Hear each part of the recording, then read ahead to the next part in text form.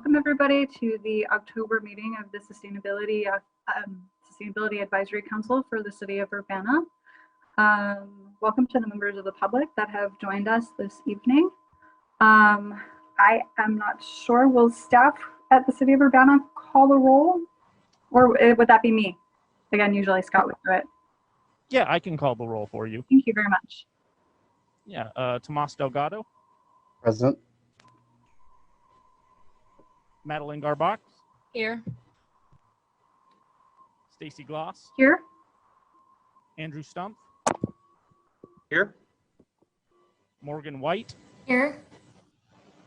Grace Wilkin. Here. And we do have a quorum. All members are present. Thank you very much.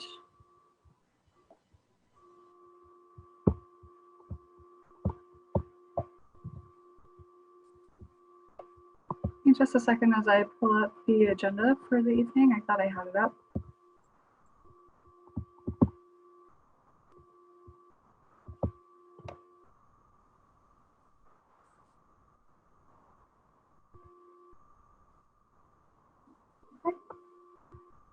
The first thing on the agenda this evening is to approve the minutes of the last meeting that was held back in September.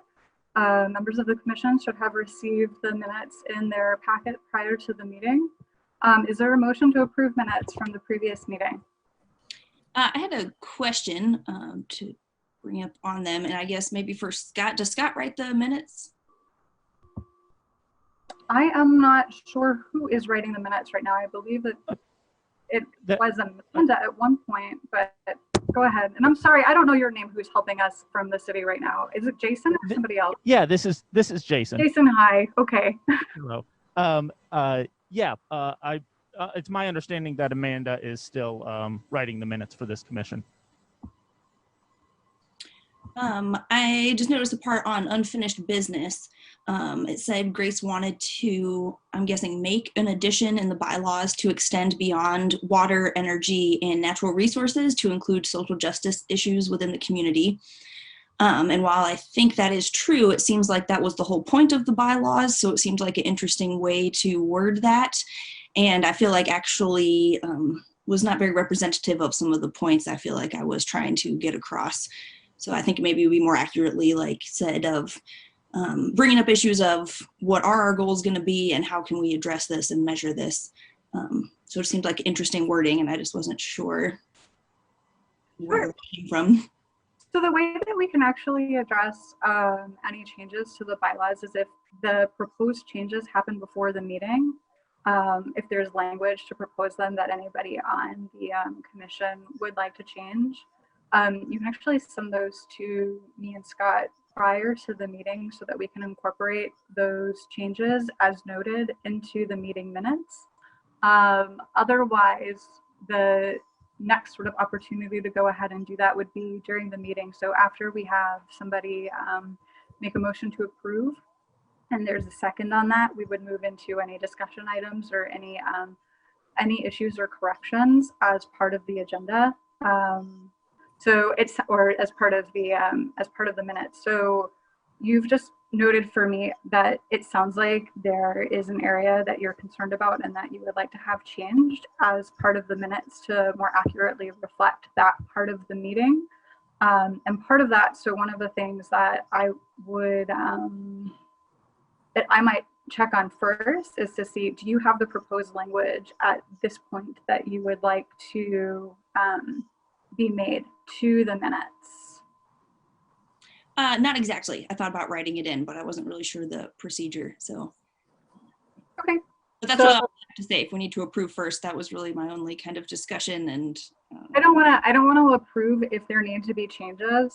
And I see lots of nods. So what I think may happen or could happen would be for somebody to make a motion to hold off on passing the minutes from the previous meeting until corrections are addressed, and that we can go ahead and we can reread those in the next meeting.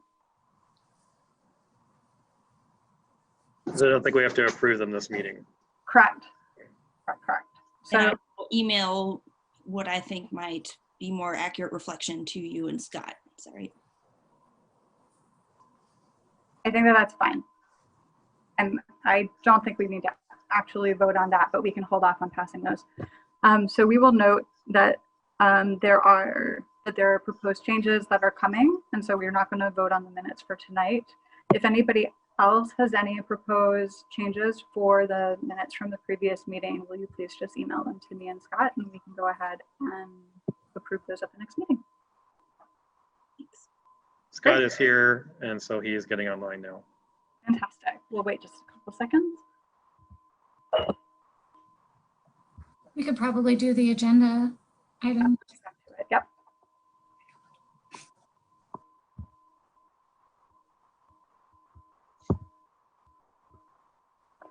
Are there any additions to the agenda for this evening? If I may, I would like to just mention a few things that didn't make it on the agenda, and not that they necessarily have to, but just things that I kind of offered up and weren't, and I think would at least be good future agenda items. If that's a okay route to take.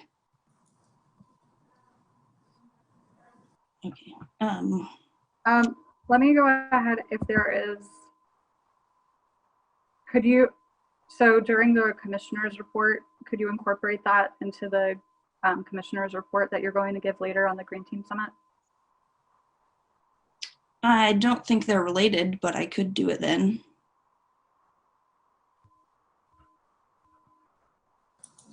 Because it would, I think that that's where it makes the most sense, because what you're asking isn't really for an agenda item right now. What you're asking is to have some maybe just discussion about a couple of things. Somewhat. I feel like these are things that I brought up to be additions to the agenda that didn't make the cut, and it just seems like the only time we can talk as a whole is at this time, so just wanted to bring it up while we're here. And that can be at any time, especially if there's not an opportunity to add that to the agenda tonight. It can go in the other presentation. I really like. Morgan, go ahead, because I'm just not really sure exactly. Morgan? Sorry, Grace, you suggested sort of adding it as a future topic, and several of the committees I'm on have this sort of future topics list. So I thought that was a really good idea, because I think we'll have, especially as we get into the city comprehensive plan discussion, there's going to be more and more things that we want to discuss in this group. And so I really liked that idea. I don't know what the topic is. I don't think you've said it, but to add as a future topic, and we could start a running list, because there's other stuff too that we probably should. Like I had suggested at one point the resilience commitment, and so it'd be good to have that as one of the future topics as well. And you know, there's some other things I'd really like to get an update on the youth summit efforts. I don't know where that's, I mean, I know they've been doing podcasts, but I don't know what's been happening very recently. So that was your idea, Grace. I thought it was a good idea to get a future topics list started. Okay, I guess one I would like to propose for this point then, and I'll hold the rest for future topics, is the utilities shutoff issue. I know we have Alan and he'll speak on stuff, so I guess I would like to propose that as an agenda item so that we have the opportunity to talk about that tonight instead of having to wait another month till we meet again. Is there a motion to add the utility shutoff agenda item to our discussion this evening? So moved. Is there a second? Second. Great. Okay. We will go ahead and we will add that to the agenda for this evening. And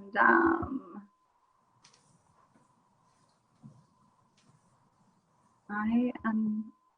Maybe just I before. know. I'm just sort of wondering, like, where in the agenda we should just move it. What about before announcements? Just to, so we get our presentations, our unfinished business, and then. I mean, between like 7 or 8 is what I'm thinking on the agenda list. Yep, we can add it there. All right. Great, thank you. And I'll save the rest for later, especially if we can get the public in while they're here. Great. Alrighty, so we're going to move into public input for the evening. Let's see here. Public input. So for those that would like to speak to the commission this evening, there should be a way for you to raise your hand in the Zoom chat, and I will call on you at that point. I believe that staff at the City of Urbana will recognize you to speak, and the first person to provide comment this evening will be Alan Axelrod. Alan, go ahead. Will you state your name and where you're from for the record, please? Yeah, can you hear me?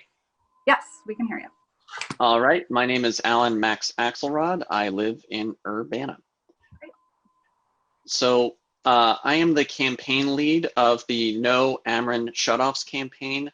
That is a $0 all volunteer statewide grassroots campaign with organizational membership vastly or majorly concentrated in central Illinois. Our organizational roster is now 38 with potential increases this week as well. 5 such organizations are Black-led racial justice groups. 9 organizations are Democratic Socialists of America groups. There are other leftist and nonprofit groups like the Party for Socialism and Liberation and Food and Water Watch Midwest that are all part of this coalition. And the reason that we have banded together is not because we agree on everything, but what we do agree on is that we are in a public health crisis with insufficient leadership from the top of our state. And that is not to single out or disparage the governor, but it is to say that he has had powers to act and has not been using them to protect Illinoisans. Let's just start with the scope of the problem, and then we'll move into the specifics. The scope of the problem. Our unemployment rate, as latest reported for Illinois, is 11%. That still is constitutes over a 200% increase of our unemployment rate in this state. Yet our low-income home energy assistance program, which by the way only covers electric and gas, does not cover water, only was supplemented up to 49%. And that's being very generous with that interpretation because not all the funds in that supplementation went to the LIHEAP program. So we have at least a 150% deficit in available funds. And that is, again, conservative because we are assuming that everybody who was eligible for LIHEAP in the pre-pandemic years were getting it. In 2017, less than 20% of the people who were eligible for LIHEAP got it. When I talked to Carol Ammons about needing to supplement the funding to LIHEAP in October of last year, she said, I know that it runs out of funding. This is a problem that has been woefully insufficiently addressed.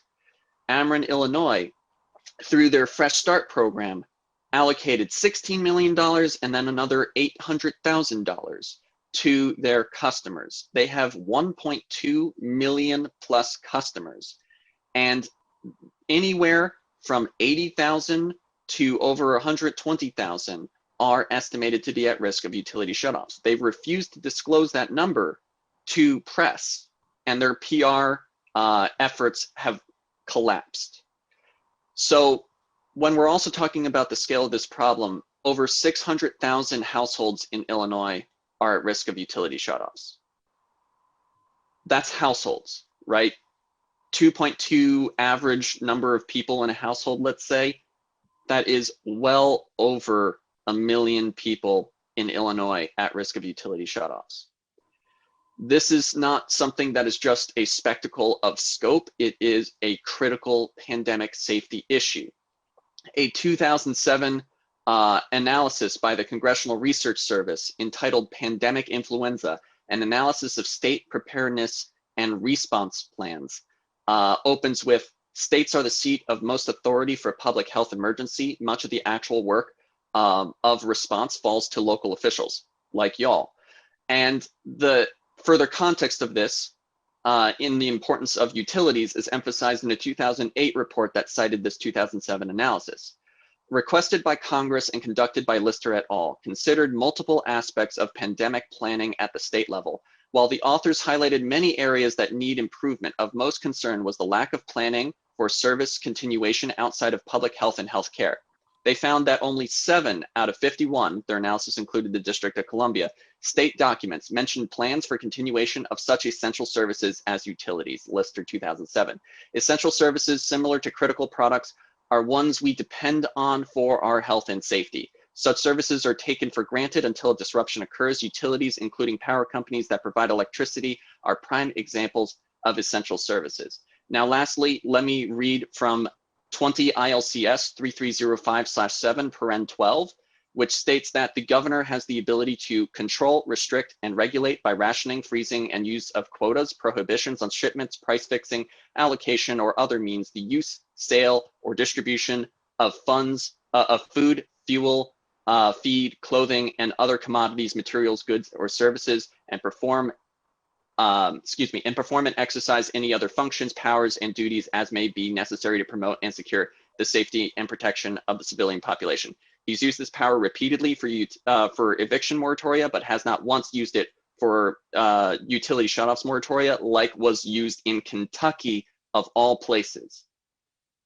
We are woefully failing our people. That is why Illinois Commerce Commission unanimously passed a letter saying that we needed to do something like this, and why Decatur just yesterday voted unanimously to stop water shutoffs in their town. Thank you for the time. Alan, thank you. Would you be willing to send me these comments, please? Sorry. Yeah, I was wondering if we were allowed to have or pass a motion or something, maybe like extra 5 minutes or so of questions of Alan. I have a question as well. Like sometimes that happens. I'm available for questions. Those were not written comments. Those were comments based off of bullet points from the very lengthy fight that we've had on this. I am available for questions. And I can provide a summary or a synopsis in writing. I've emailed some of that stuff, the things that Alan has sent me. I've passed on to Scott and Stacy, some of that. And I don't know if I can do a question for Alan too, because it sounds like I'm curious about Decatur's ordinance and kind of what you would recommend or propose for Urbana, if that's like an ordinance thing or what authority or relationship the city and the utility companies have. Yeah, so let's first start with the fact that Decatur, unlike Urbana, has a municipal water supplier. Now, that does not mean that you actually can't do anything. In fact, James Simon, I forget his name, but the Urbana legal staff on August 24th stated publicly that he believes that since Urbana is a home rule government, which Decatur is as well, that we have the ability to stop utility shutoffs or to at least add steps to the process, which the municipal government can decide to have a duration assigned to it, which would delay utility shutoffs. It would give people time to pay off their bills, or the city could decide to even freeze those steps entirely. That's a sort of interpretation of what he said. The beginning was because it was home rule, Urbana has the ability to act on utility shutoffs, was what James Simon had said. So an ordinance is doable. I've been in conversation with city councilors about, or with city alderpersons about doing a resolution. It's been, you know, aside from individual personal emergencies and things of that nature, I was actually shocked that we weren't able to get something like that on the agenda with an ill-timed staff vacation that was needed for that process, and for you know, personal emergencies of sponsoring aldermen that made that delay. So this is something that can be done. It is something where the will to do it exists, but I think that the Sustainability Advisory Commission has the ability to expedite that process and provide additional political will in that particular capacity. But this is an issue where this has caused child separation in Champaign. Last correspondence with that resident has not, she had not conveyed that she's been reunited with her children, although she has managed to get a job, get a paycheck, and pay that off. But this is someone risking their safety to get their children back. Thank you. Alan,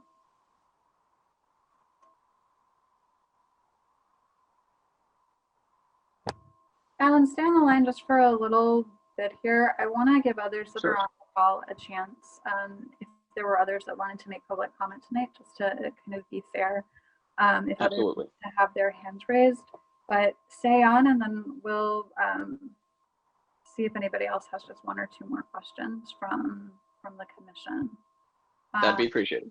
I saw Mike Dabb had a hand up earlier. Mike, are you still interested in speaking?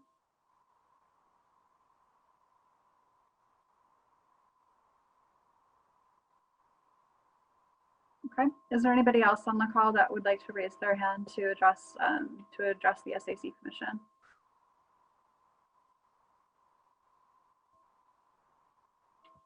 Okay. Is there a motion from a commission member to extend just kind of the short discussion that we're having for another 5 minutes on the issue of utility shutoffs? Yes, I would make a motion to extend that time. Second that. Thank you. Could staff please call the roll for a vote, please? I know that that's, I think, just the process that we need to go through now.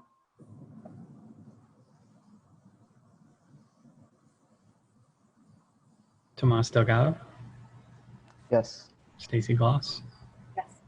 Morgan Butler White, Yes. Maddie Garbats, Yes.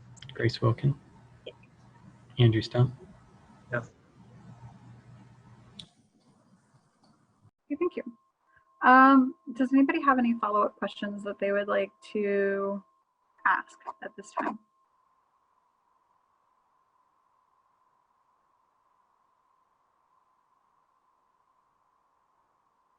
Morgan, you're on mute, but go ahead. Sorry, I thought I hit unmute, but I didn't.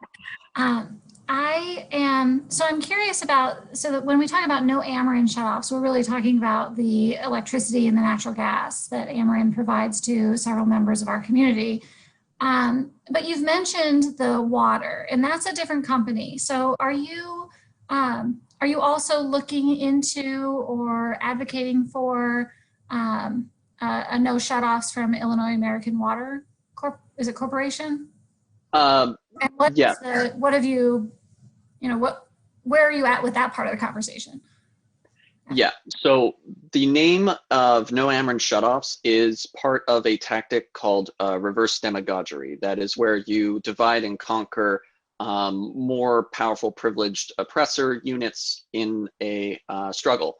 So in the fight for extending the utility shutoffs moratorium and focusing on Ameren, Illinois, who has had increased profits in the months of April, May, and June during the pandemic lockdown, we have actually stopped Illinois American Water from water shutoffs, at least on paper.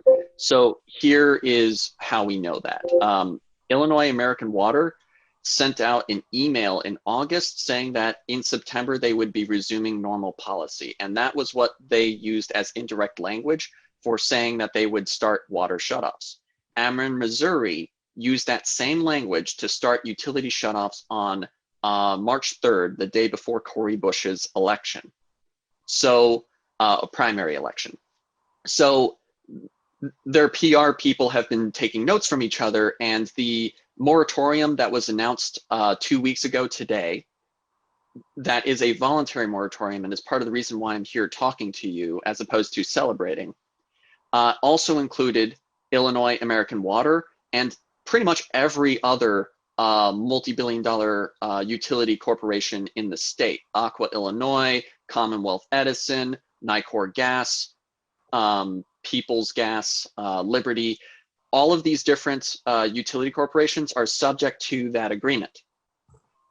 the problem isn't so much the fact that it only applies to corporations. That was our initial gripe with that measure, because cooperatives and municipal utilities were not impacted by that. But because it was voluntary, Ameren, Illinois violated this 6-month moratorium agreement within 72 hours of adoption.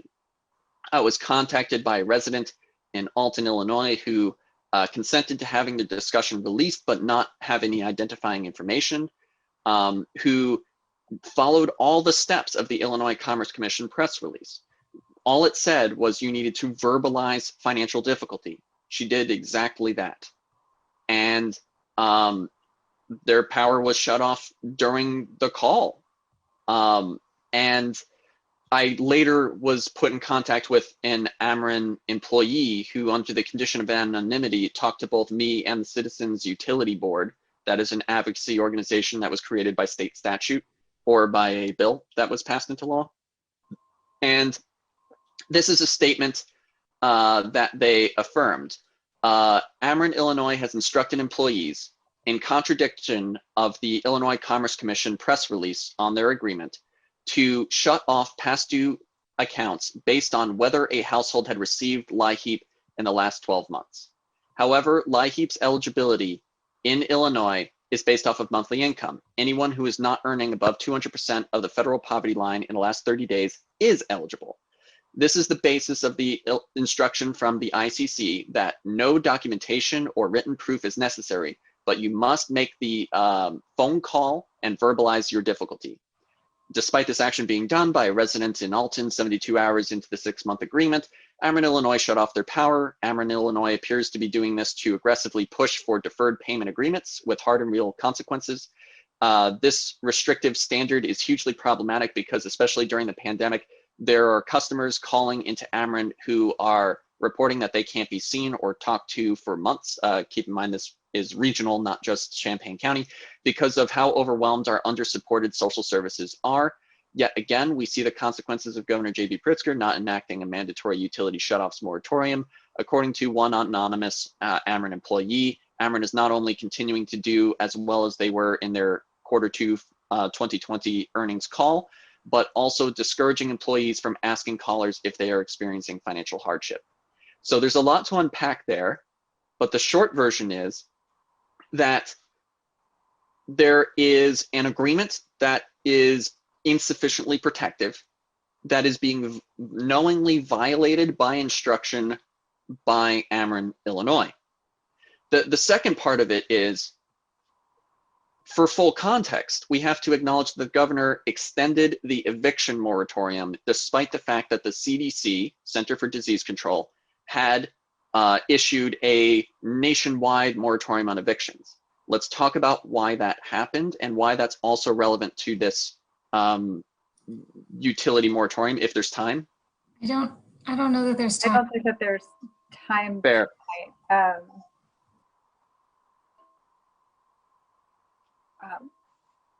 One more question, if any. I had a clarifying one, if no one else did. So it sounds like my understanding is that stuff has been passed down on a state level and the ICC, the Illinois Chamber of Commerce, and that there is this voluntary kind of moratorium for shutoffs, but it seems like there's a lot of loopholes and a lot of people falling through the cracks. So it sounds like this group that you're representing is recommending that the city of Urbana pass a local ordinance, and it sounds like legal advice has said that that would be possible to kind of ensure or back up that the people that they aren't having the utilities shut off. Is that correct? That is 100% correct. Thanks for clarifying, and I'll look forward to us discussing that when we get to agenda item 7.5. Okay, thank you very much. Thank you.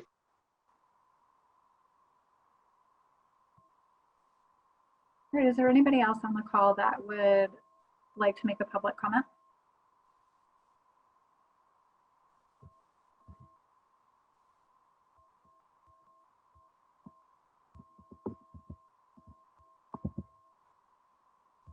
Okay, I see no hands raised. So we're going to go into presentations. We have two presentations this evening. One is on the Yes to Forest presentation, and the other is a staff report. I feel badly that I'm not sure who is on the line who's going to make the Yes for Forest presentation. Scott, could you introduce them for us? Sure. Sarah Livesey's on the call to talk about Yes for Forest, and maybe one other person with her.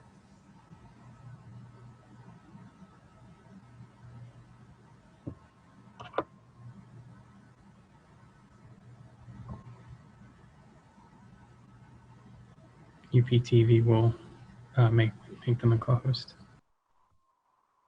Great. Hi, Sarah. Welcome. Thank you for joining us tonight.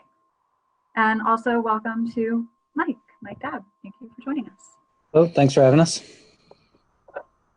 We look forward to learning more about the Yes to Forest campaign.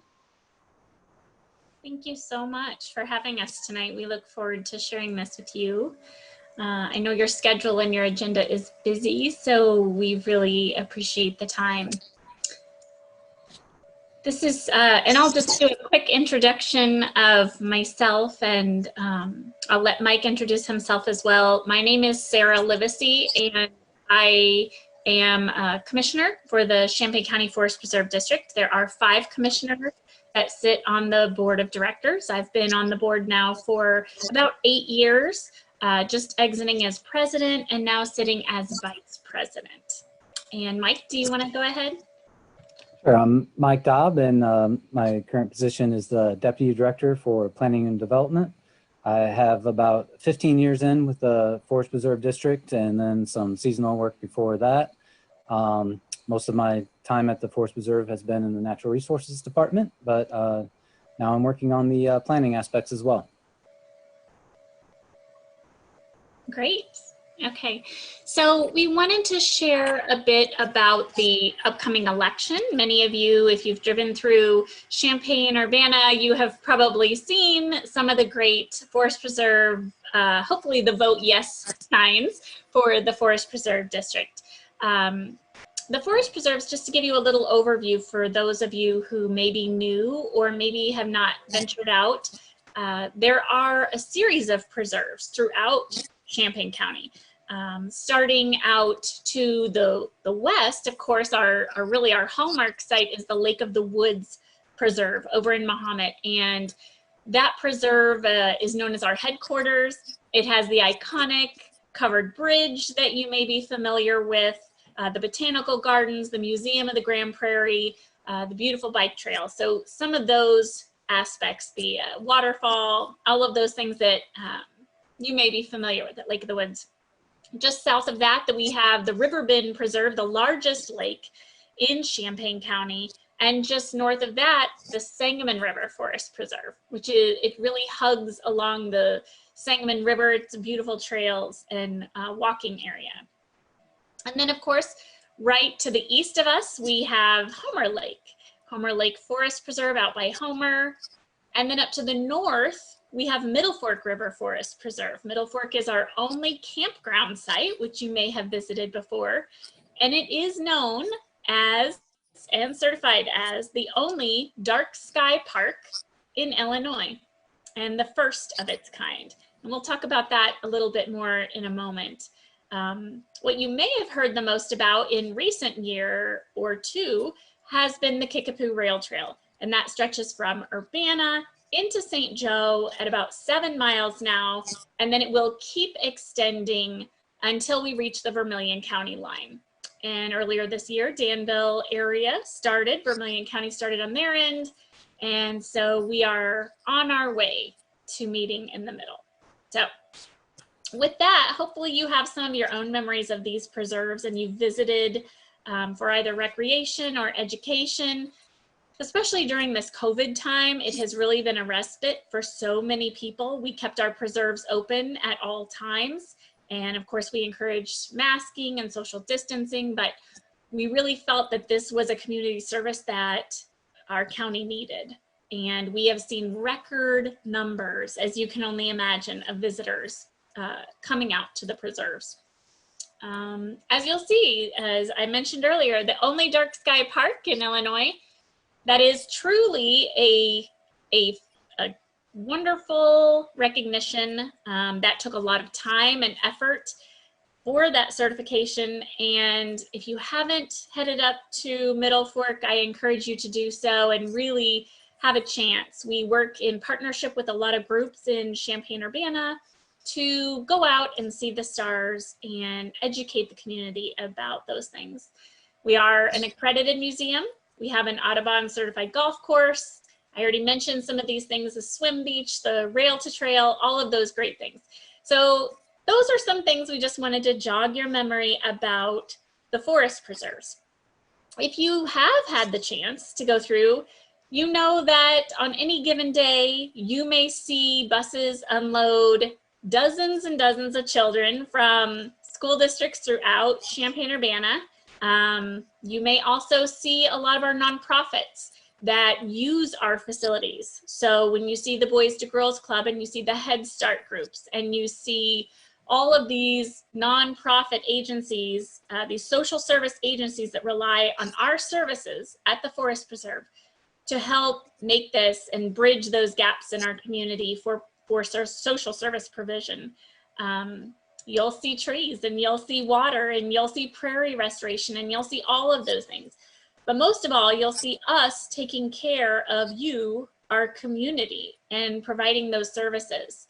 What you'll also see are these beautiful sites, but what you don't see behind the scenes are the things that our staff has been diligently working to keep at bay. And those are the repairs that have been needed for decades now. I've been on the board for 8 years, as I said earlier, and since I started on the board of directors, it was known that we needed to go to referendum, that due to tax caps, due to the fact that we have never had a voter approved referendum since 1948, it was time. This was not news to us. And when we started doing the polls and we started doing the homework, it was brought to our attention that 2020 would be the year to go. So we've been planning, we've been doing our homework, and then 2020 brought us all a lot of surprises, didn't it? and with that, you know, we are talking COVID, we are talking everything else. But what Mike is showing you here is that the stewardship really is up to you. These are your assets as county members, as residents of the county. These are your Forest Preserve assets. So when you look at the buildings in disrepair with the shingles that are needed to be replaced, and you look at the trail system that desperately needs safety precautions put in place, when you see our education programs, and if you've been to Homer Lake, you've seen the Interpretive Center. It was a renovated farmhouse of sorts at one time, and there is no safe precaution for when we have children in inclement weather. So as you'll see here, they're in the storage room, and that's what we do. And that's because our staff will do what it takes to make it look wonderful and to do the best that they can do with the little we've been given. But it's time for the residents of Champaign County to take care of the assets, regardless of what's going on in the world, in the community right now in 2020. It's time. We have to move on. Even things like the iconic covered bridge is now facing detrimental effects from age, just from time.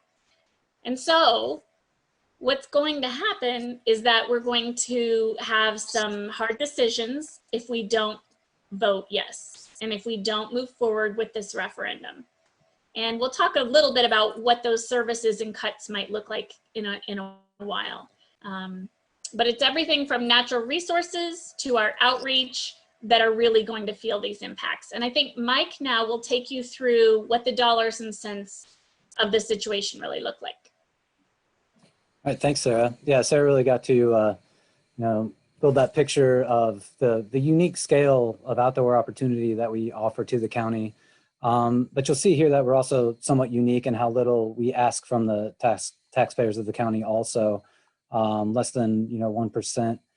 of the average property tax rates are going to the forest preserve districts. Most likely on your tax bill, we're the lowest taxing district, maybe unless you have a township that potentially could be lower than us.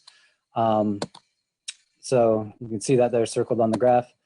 Our annual capital budget for projects were around $200,000. And if you've replaced even a roof on your home, you can imagine how difficult it might be for us to keep up with everything we have to take care of. Say that covered bridge, that's a little bit unique to re-roof over the river. So that could be half of our capital projects for the year right there. Say if the trail through Lake of the Woods, that's just so popular. We're talking about a $1 million project that would take us several years and to resurface that. Meanwhile, the gaps in it are growing and potentially becoming unsafe. So bottom line is we can't keep up with our conservation mission and continue this maintenance. As I mentioned, I came from the natural resources background. We did a lot of the fun things that we can, raise funds for. We can get, great grants for, planting trees, doing the prairie restoration, wetland projects often.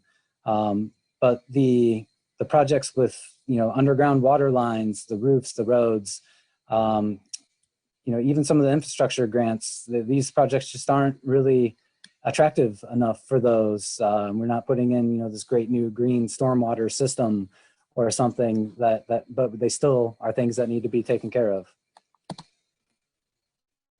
So now we've got the ballot language, November 3rd. This is, not fun stuff. This is just the legally required language that we have to follow. So we're really trying to get people educated on this. That's why you see many of the signs out there. So the important thing to remember is this point number 2 within the ballot language. And this is where we really just lay it out for people, what the cost is to them as a property owner. And we broke it down with a $100,000 home value. That way people could kind of scale up or down depending on their personal situation a little bit more easily. And see, we can look at the impact here for the $157,800 homeowners, kind of the average for the county. So that's at $8.42 a year. And then since we are also a very agriculturally dependent county, we kind of broke out the farmland there for people as well. So you can see what it would take to contribute to help us get these projects done that we need to get done. So Sarah had mentioned what might be at stake if we don't receive this funding. We definitely don't want to raise rates on programs that are in demand to the point that we can't offer them to everybody that is interested in them. But the Homer Lake Interpretive Center, we really just can't handle the people and the rearranging of the animals every time we have a program. If there's a storm, we really hate to put kids down in a crawl space. It's kind of a safety issue. This isn't our covered bridge, of course, but representative, it's a highly trafficked road through Lake of the Woods, but if the bridge falls into disrepair, that's going to be pretty tough on the community, and also for everyone visiting the park to have to drive all the way around just to get from, say, the museum to the Lake of the Woods itself to enjoy the lake for fishing. We want to continue to offer things like the Playscape at Homer Lake. That's very popular, but we have had issues with the pump system on that year to year. And it's always disappointing for all the kids when the pump has to be shut off for an extended period of time and they're not able to use that. I mentioned the trails with the gaps that are kind of building in them. Most of our facilities and are really past the age of upkeep and repair that they need because we have had such a low capital project fund for all these years. The staff does a great job with grants and creativity of getting by, but we're really coming to a head at how much we can duct tape things together, as you saw on that mower seat earlier in a picture. And so that's why we're really coming to the public for help at this time.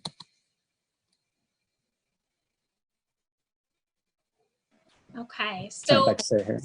Yeah, no, that's good. So as Mike was saying, when you look at the increase of what we would be asking is a $5.33 per $100,000 home value increase.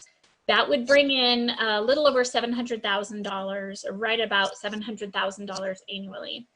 And even at that level, you may say, is that going to do it? The truth is we've been operating on such a low threshold. We are extremely thrifty in what it is we do, and we're very good stewards of those resources. So for us, that will help us chip away at this $3.4 million backlog of projects. And so we will slowly and surely do this to increase and also really to take care of your assets. What we are asking are for you to do your homework, go to the yestoforest.org website. We also have on the Champaign County Forest Preserve District website, just educational resources so that you can, without bias, look at the background, the numbers. We even have a calculator where you can input your own home value. Yes to Forests is part of the Yes to Forest campaign, and that is backed by our foundation. And they have more of an advocacy role, obviously. And so if you are so inclined to visit that website, you will see information as well. But on that site, you can be a more active participant in this effort. You can request yard signs, you can share your stories of the Forest Preserve effort and how that's impacted your life. We also are requesting endorsements of different organizations, and we'll look at a site right after this about some of the agencies that have already stepped up to support. And then most importantly, we ask that you vote and that you share this message. Obviously, some of you may have already voted with early voting options. And so here are some of those endorsements that you'll see. We have already received the Farm Bureau endorsement, along with a host of organizations that we partner with regularly, including the Audubon Society, Champaign Cycle, St. Joseph Township, and St. Joseph Daily. So the News Gazette, actually, Champaign-Urbana News Gazette just endorsed us yesterday, I think it was. So things are coming in every day, and we hope that you will be on that list too. We hope that you find value for you and your family and your friends in what the county has to offer with these Forest Preserve District assets. And with that, we would be happy to ask or answer any questions. We do have a short 3-minute video that we would love to show you just to kind of summarize everything we talked about today.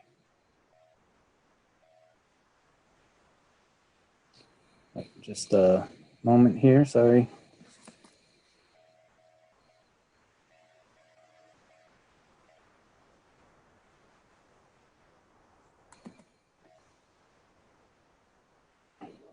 So many things moving on my screen.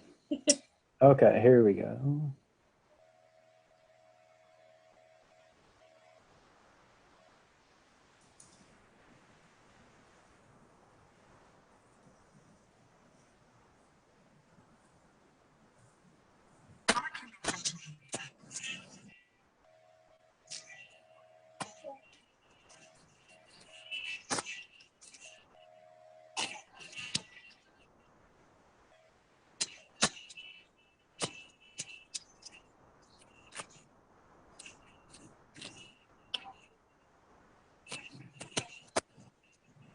It's really choppy. Is that? Jason, can you hit pause for a second? I know, Mike, can you, I don't know why it's not, I don't know, it's just. So there's a way to play videos through Zoom where you do a screen share, but you say share computer audio, so it's not trying to come back through the microphones. Instead, it's direct from the computer. So you might have to stop the screen share and then go back in and redo the settings. So when you go to share screen and then do kind of video audio from computer, I think it's a setting that you can do. Yeah, there's an optimized for video clip there. I see that now. And the audio as well is one of the choices in the bottom. It's a little square in the white space under all the choices. I'm learning more every day about Zoom, I feel like. Yes.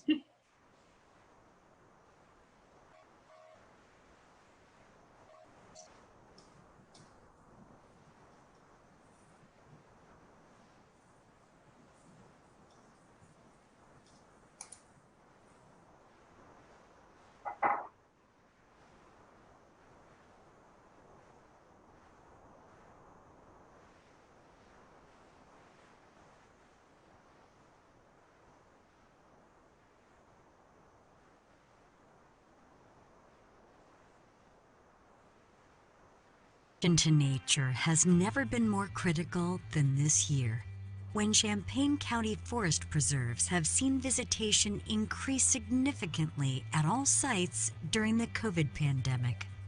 We owe it to our children and grandchildren to protect and preserve Champaign County's open space, clean water, and wildlife, so future generations can enjoy them the way we do.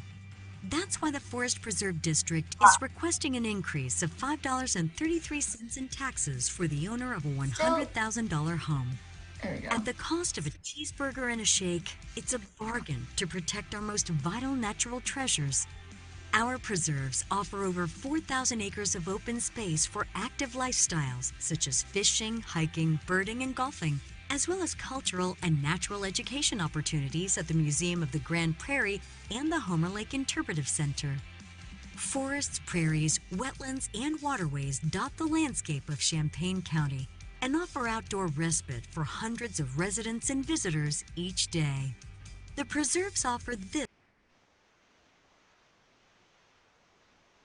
prairie, 13 lakes and ponds, including the largest lake in Champaign County at River Bend, 46 miles of hiking trails, over 22,000 children served annually in educational programs, Illinois' only international dark sky park, an Audubon certified golf course at Lake of the Woods, and the Kickapoo Rail Trail that spans east central Illinois.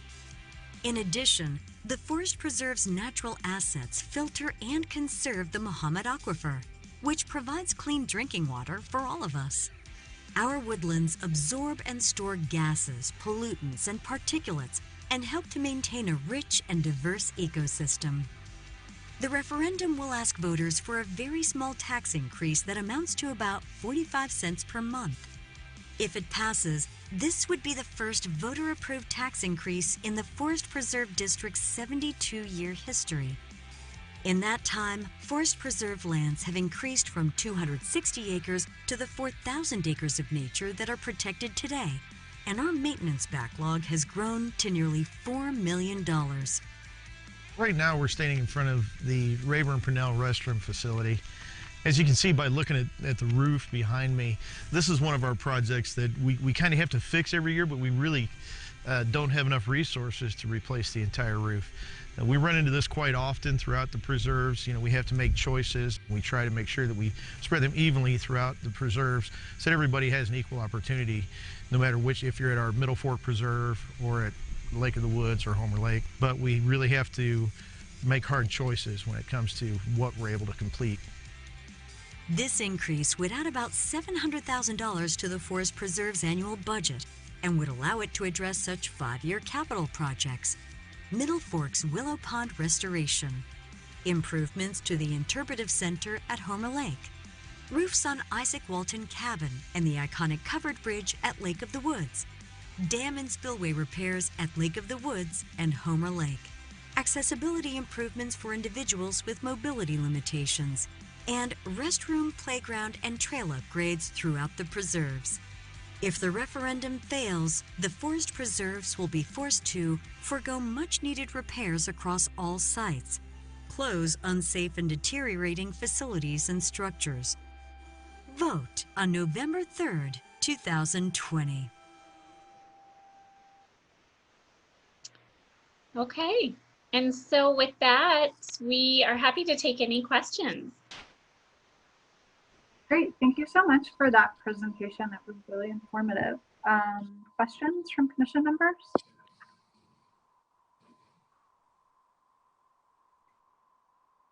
I have one. Thanks again for the presentation. I think our forest preserves are super important and provide so many important services.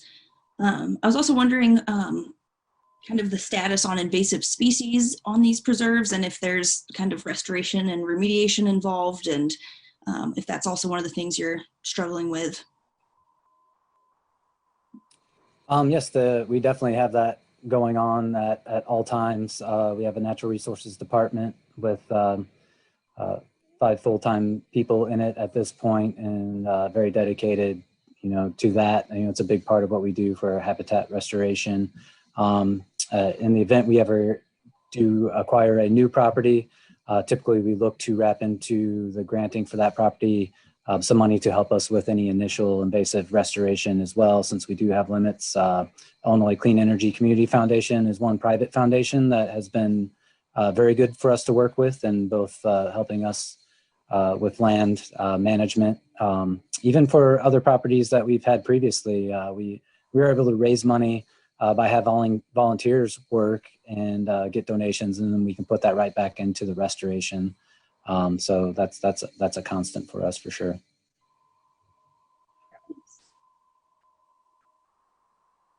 Morgan? I just wanted to say thank you for the presentation. You guys did a great job. I'm part of the Champaign County Design and Conservation Foundation that's very happy to have Mary Ellen Wellner from the Forest Preserve District as one of our members, and we've signed on to the Yes to Forest campaign. So we're very, very supportive of what you're doing and hope to see it get approved. I guess I kind of have a point of question, a point of order that's more for Scott. I don't know, are we, as a commission, are we allowed to do an endorsement for this? I'm a U of I employee, so I don't know a lot about what the rules are. I don't think it's been done with the SAC, but I think the SAC can pass resolutions as they determine. I'd like to see the SAC become an endorser. I think that's the phrase, to support the program. And so I don't know, is it to make a resolution to endorse, or is it to, I'm not sure what the phrase would be. I like someone's suggestion about what we're trying to say here, but would we have to write a resolution, or could we just make a motion to endorse on behalf of the SAC? Well, one of the concerns I have is that if we were going to write a resolution to endorse, that our next meeting is not actually until after the election. And so we would be writing something in between the time. So I'm not sure that makes the most sense in terms of writing a specific resolution. I think that somebody on the SAC could move to endorse endorse the amendment, not amendment, I guess the referendum. Referendum. Thank you very much. Can we? So how about this?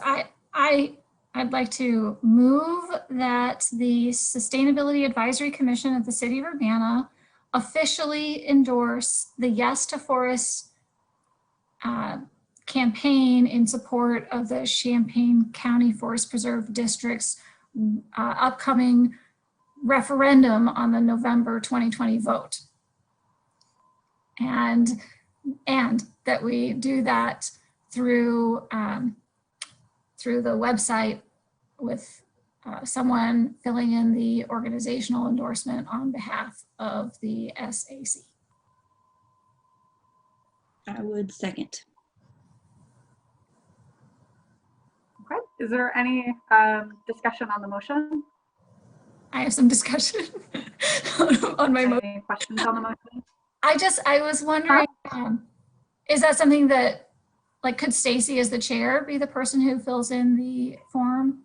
It's just a simple name, email, and organization name. And actually, so Sarah nodding, is that, have you seen that where there are sort of commissions around the county? Is that how they do it? Is they have someone from the commission? It is, and a lot of them fall into the, I didn't want to interrupt you, but a lot of them fall into the exact same situation you are. And so we actually made it really easy. We have a form, and so you just fill in your name. Usually it's the board chair or the committee liaison, and they just fill it out and sign their name, and it's really that. There's a board motion, and that's just what you did. So okay. Thank you. Yeah. I believe that either Scott or myself could fill that out after. Any other questions or comments on the motion? Okay, Thomas, go ahead. Thomas. Hi, Sarah and Mike. Thank you for that presentation. It was super informative. I'm a huge advocate of land conservation, and I know that to properly manage land, you need to be well funded. So I'm definitely in support of our group endorsing the campaign to say yes to the Forest Preserve. I do just want to talk briefly. The Sustainability Advisory Commission is in the process of integrating justice, equity, diversity, and inclusion into the goals of the commission. Additionally, the Urbana Park District has recently expressed a renewed focus on diversity and equity and inclusion, and infusing those values into the mission of You Belong Here. How has the Champaign County Forest Reserve built social equity or diversion into its mission, services, and within the makeup of the district's leadership as well? It's an excellent question. And in the past 2 years, this has really been a focus for the Forest Preserve. We just revised our strategic plan actually this past summer, and there is an entire section dedicated to this. And within our staff, there are committees that focus on this and meet about this. The Museum of the Grand Prairie and our education and outreach team, they work in conjunction with the University of Illinois with some initiatives, one of which is the Welcome Week, and trying to get the university, which I'm sure you're all familiar with, but trying to get those University of Illinois students as well as a host of different organizations involved in the work at the Forest Preserves. Mike being the deputy director, may also have something to speak of this. But I'm very proud of the work that has taken place on our committees just in the last couple of years, especially with the outreach and trying to be more inclusive and provide outreach and programming specifically. Especially just this last month or two, we had a very large, I guess it would be an outreach program on women's suffrage, obviously with the celebration and the anniversary and everything. But we did a celebration of women for the month. We had, some of you may have participated, we had women artists and really tried to do symposiums on their place in land conservation. That's especially dear to me as I'm executive director for a land conservation agency in my own right in my day job. I'm executive director for Grand Prairie Friends, another land conservation organization. And so I am very proud of the work that the Forest Preserve has done, not just in gender issue, but with many inclusive acts. And so, Mike, do you have anything else to add to that? Yeah, it's been, we're trying to really kick things up, right? And then COVID hit for some of our programming. That's been a tough issue. We do struggle with our location being, at the outskirts of the county, but we are looking to try to find ways to get people out to where we are. Some of that has been like partnering and bringing youth out to do things like get on canoes and kayaks and do some training on that type of thing. We would have done that again. We've done that before, and we would again this year if we wouldn't have been limited. And we're definitely starting to plan for a future where we can, find a way to get some, input from MTD or other public transportation and get people out that wouldn't have the opportunity otherwise, and partner with like another group I'm involved with is the Upper Sangamon River Conservancy to offer like those paddle opportunities on our lakes and rivers and different outdoor recreation for people. And then, of course, Sarah touched on our strategic plan, and, we're trying to look at everything through that lens at this point, like a lot of organizations. I also want to really let you know about we have standing grant endowments just to help some of our underserved communities get out to the forest preserves, schools specifically.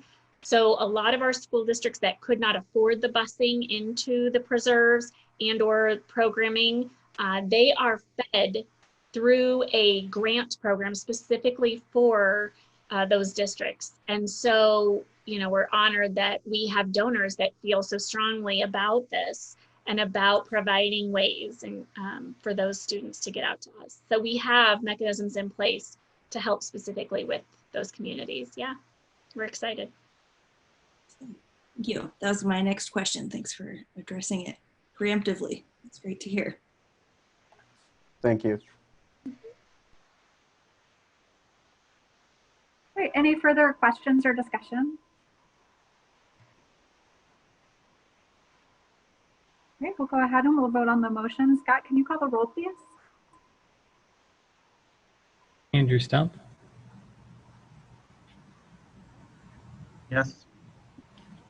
Grace Woken, Yes. Morgan White, Yes. Tomas Delgado, Yes. Stacy Claus. Yes.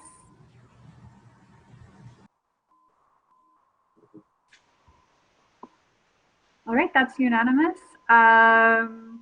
We are looking forward to being listed as one of the endorsers of the Yes to Forest campaign. Thank you.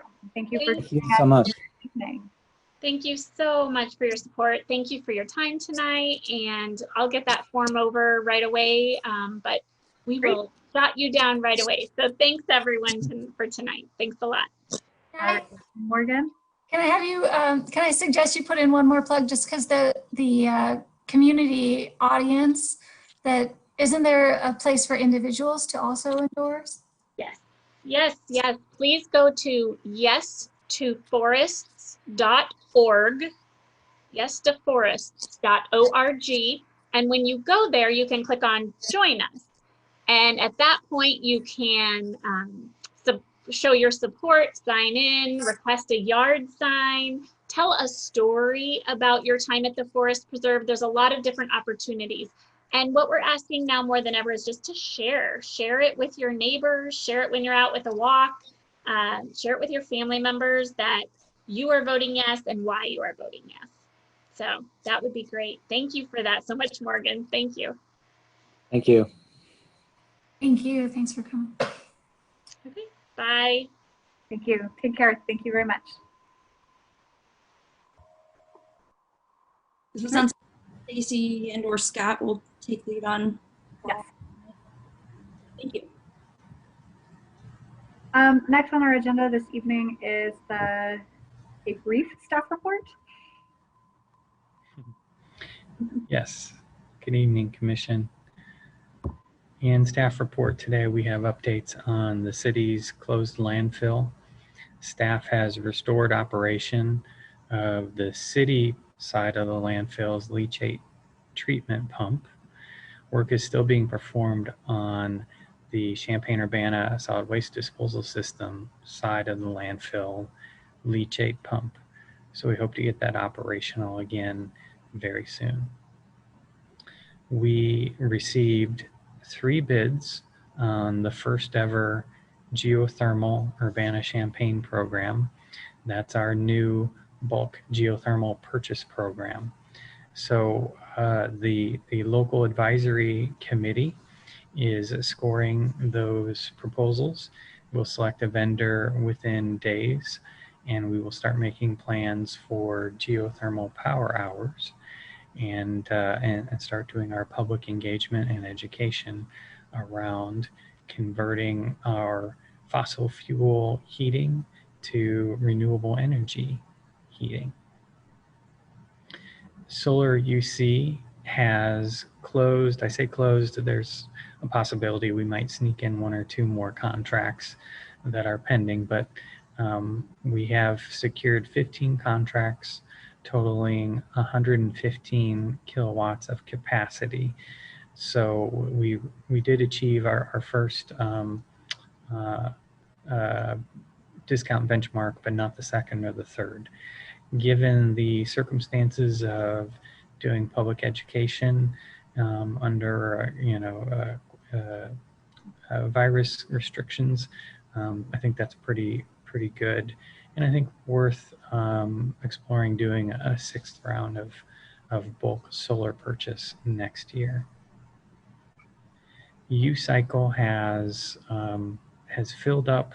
UCycle and their collaborators in the other municipalities in town have filled up all of these slots for the next electronics recycling. So if you weren't able to get a slot or still have things to recycle, you can check out the city's website, Where I Recycle It, to see if there's some other options for you. We'll be pursuing other electronics recycling events in the future as well. The City of Urbana continues to partner with Trajectory Energy Partners on recruiting folks for community solar subscriptions. These are low and moderate income qualified solar subscriptions for the solar array, which will be built on Urbana's closed landfill. One of the things we're doing is partnering with organizations who are supportive of community solar as co-hosts on the community solar webinars. So if you're such an organization, we'd love to talk to you about that. The city has been invited, following a letter of interest submission, the city has been invited by the Lumpkin Family Foundation to submit a full grant application to conduct a study on the intersection of our tree canopy, our street trees, vacant tree sites, and environmental justice zones. So we'll be submitting that grant application in the next week or so. The next SAC meeting will be November 10th, rescheduling to avoid the election, November 10th at 7 p.m. in council chambers and by Zoom.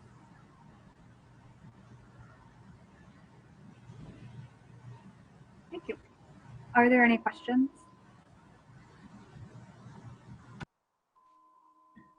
I had a question about the urban forest, because we had talked some before and you're mentioning maybe covering more than just the study, but maybe some actual means to address the issue. Do you know if that's the case or if this would just be covering the study?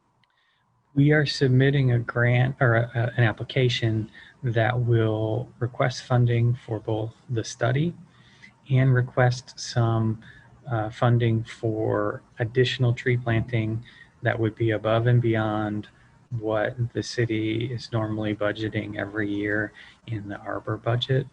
And we would use that additional funding to ameliorate whatever deficient condition that the study finds. So yes, that's certainly true. We're calling it phase 1, phase 2, or part 1, part 2 in the application. And is there any, do you have any idea on who would conduct the research? So we have a vendor who provides a tree inventory database and a publicly facing website which shares information from that database on a website called urbana.mytreekeeper.com. The company is called Davy. They're a significant company in forestry management, and they are fully capable of doing this kind of study. They've done a lot of tree canopy studies. We're going to be asking them to do things that maybe they haven't done before in terms of looking for potential correlations between factors. But by working with Davy, we ensure that we're able to publish some maps of the data on our public facing website.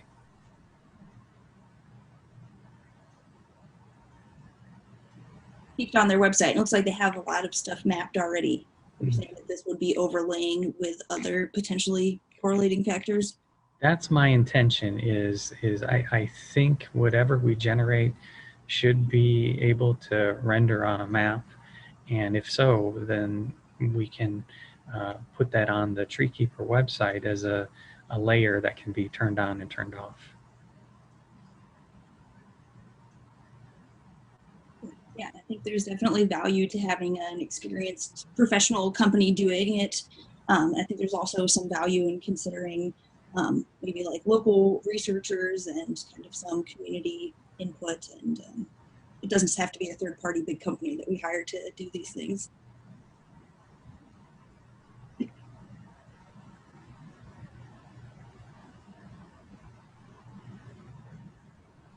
right, any other questions about the staff report? Great, thank you. Next agenda item this evening is, of course, I lost it on my computer.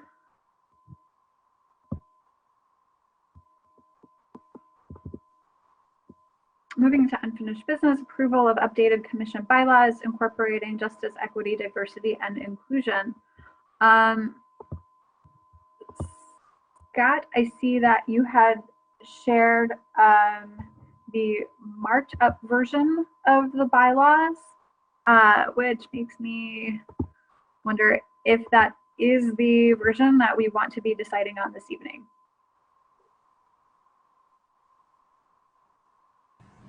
Are you asking me? Mm-hmm. So what I shared was... I wasn't sure if there was going to be a clean version tonight. Oh, apologies. I should have provided a clean version as well. What I shared was all the comments from previous meeting were accepted, and then the additional comments between last meeting and this meeting, which came to me, I made those as either comments or edits in the copy as appropriate. And so the old comments were accepted, the new comments were shown in strike through or comment, strike through addition or comment. Should we do a screen share? I guess I could do that, possibly. Could we just go through those comments as a you know what I want to do and see if we can't move through it a little bit quickly. I also want to try and get screen share up.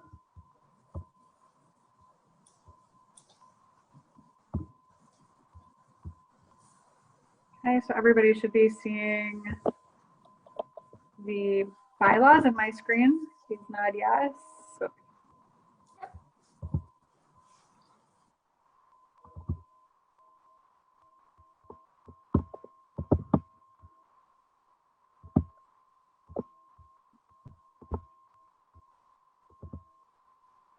So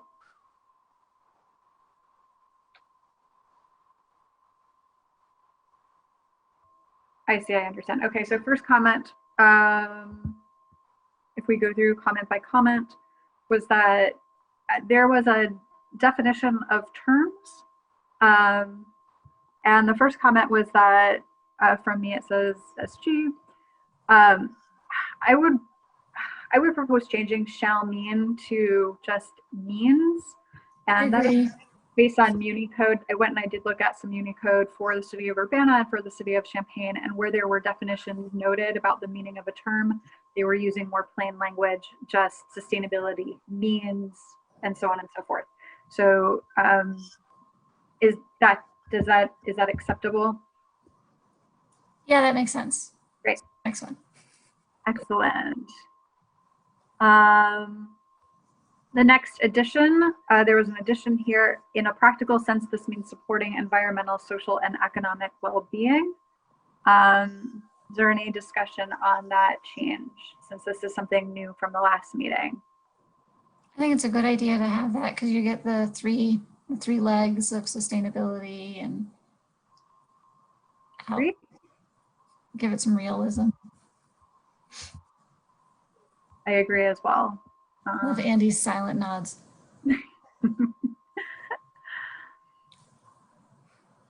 Okay, so let's see here.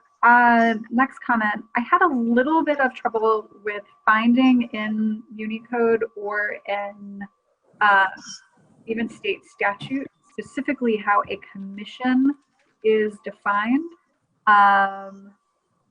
It's a pretty simple definition, but at least by what I saw from the state as defining a commission was basically just, again, a group of people or a public body assigned certain duties, right? And I went back and forth with saying like assign certain duties to achieve a common purpose, but I really wasn't sure about to achieve common purpose since we're in an advisory capacity. So the only proposed change on this is just to change group of people to a public body to delineate that we're not just a group of friends meeting at any time, but instead that this is a public body as part of the city. Any questions? Okay. All right. There's a definition here for ecosystem services, meaning vital resources and services provided by healthy ecosystems, including healthy soil, clean water, quality food, clean air, temperature regulation, and more. Any comments on that proposed addition? I like it. I like it too, as well. I was just going to say that we should probably be consistent and just say means then instead of shall means or shall mean for all of them. They will all change to just means for all the definitions, yes. We kind of left it that there was not really a definition specifically for justice, equity, diversity, and inclusion. But since we are referring to JEDI throughout the rest of the body, that we wanted to just say JEDI means justice, equity, diversity, and inclusion, where it's seen in this body. Yeah, that matches what we said with SAC as well. Great. And then let's see here, quorum will mean the minimum number of SAC members, so saying us, who must be present in order for the SAC to legally hold votes on meeting matters. I have maybe proposed some language for the purpose of discussing public business and voting on matters in accordance with the Illinois Opens Meetings Act. I'm fine either way. Any discussion on how we shall define quorum, which does have pretty specific definitions according to the Illinois Open Meetings Act here in our bylaws. So is quorum required for discussing public business when it's in the public meeting? I thought we could discuss it without quorum, but we couldn't vote without quorum. I think there's a legal question there. I did review I reviewed the statute, and it was talking about like public business could not be done. So I wasn't sure about like, well, is that the discussion or is that carrying out public business? It was a little fuzzy. So the reason, oh, Scott, if you have an answer, I'll stop. I think we were directed by the clerk's office maybe last year or the year before, simply not to have a meeting without a quorum. So I think it would be good to go ahead and use the language you suggested, Stacy. I don't know where. So quorum means okay, to legally hold votes for, or to legally meet for the purpose of, and then the rest of your comment. How about, okay, so in order for the SAC to legally meet and hold votes on meeting matters in accordance with the Illinois Open Meetings Act. You could be more specific and say things on the meeting agenda. So it's not on the agenda, you can't vote for anything.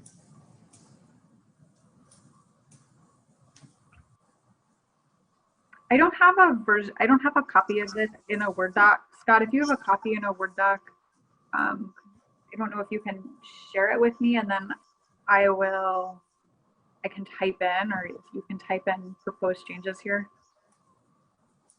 And then Andy, could you kind of rephrase that again, or just say it again? I didn't capture all of that. Just that you might want to change meeting matters to agenda items.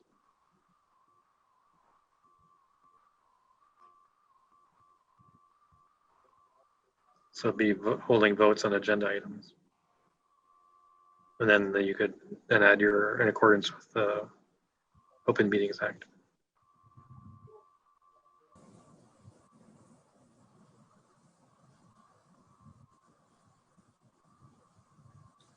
Okay, so what I have here would be SAC members who must be present in order for the SAC to legally meet and hold votes on meeting, on. Can I suggest it's in order for the SAC to legally meet for the purpose of discussing public business and voting on agenda items in accordance with the Illinois Open Meetings Act. That sounds great, but can you say that much slower? Yes. For the SAC to legally meet and, not add, just after the word meet, then you go into your comment. So for the purpose of discussing public business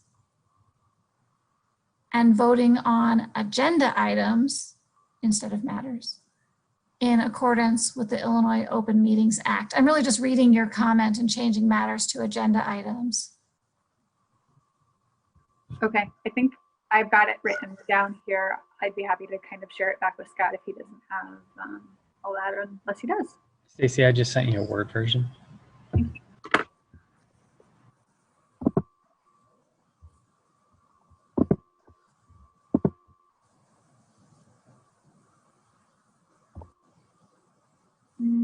University email or private email? I didn't pay attention. Your name popped up and I hit send. You don't have it yet. Can you forward it to my private?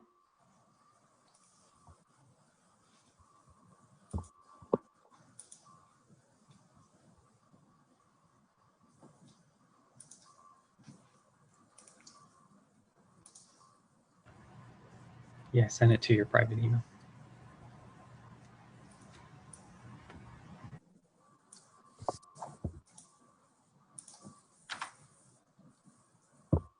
Also, I'm going to note that Maddie says that she thinks something happened to her computer in the meeting. She's sorry and can't get back into the call.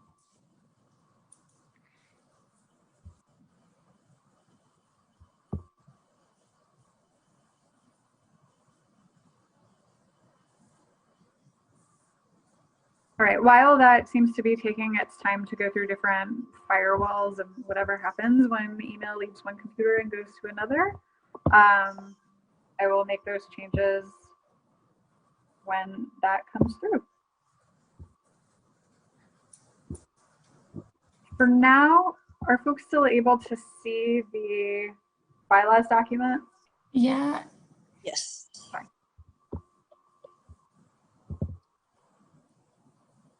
All right, so let's see here. So purpose of the bylaws, section 2. The purpose of the bylaws is to, the changes, maintain a written list of procedures that the SAC can refer to when performing its duties. I like it. Okay, I think we accept that. I remember when we said write down the procedures, we're like, there's got to be a better way to say this. Okay, then it looks like, so someone had suggested an edit to the Urbana ordinance quote, but we cannot actually edit that quote. It was part of the ordinance. just letting you know. Okay, other duties may include A, provide a space for public engagement where input can be given and feedback heard regarding sustainability related issues. You're going to take out the word on. I'm going to take out the word on. Can we say heard and considered? I'm trying to personally have more active listening. And it's not just I hear it, but like I process it. Yeah, I think that's important. I think that's important too. I like that.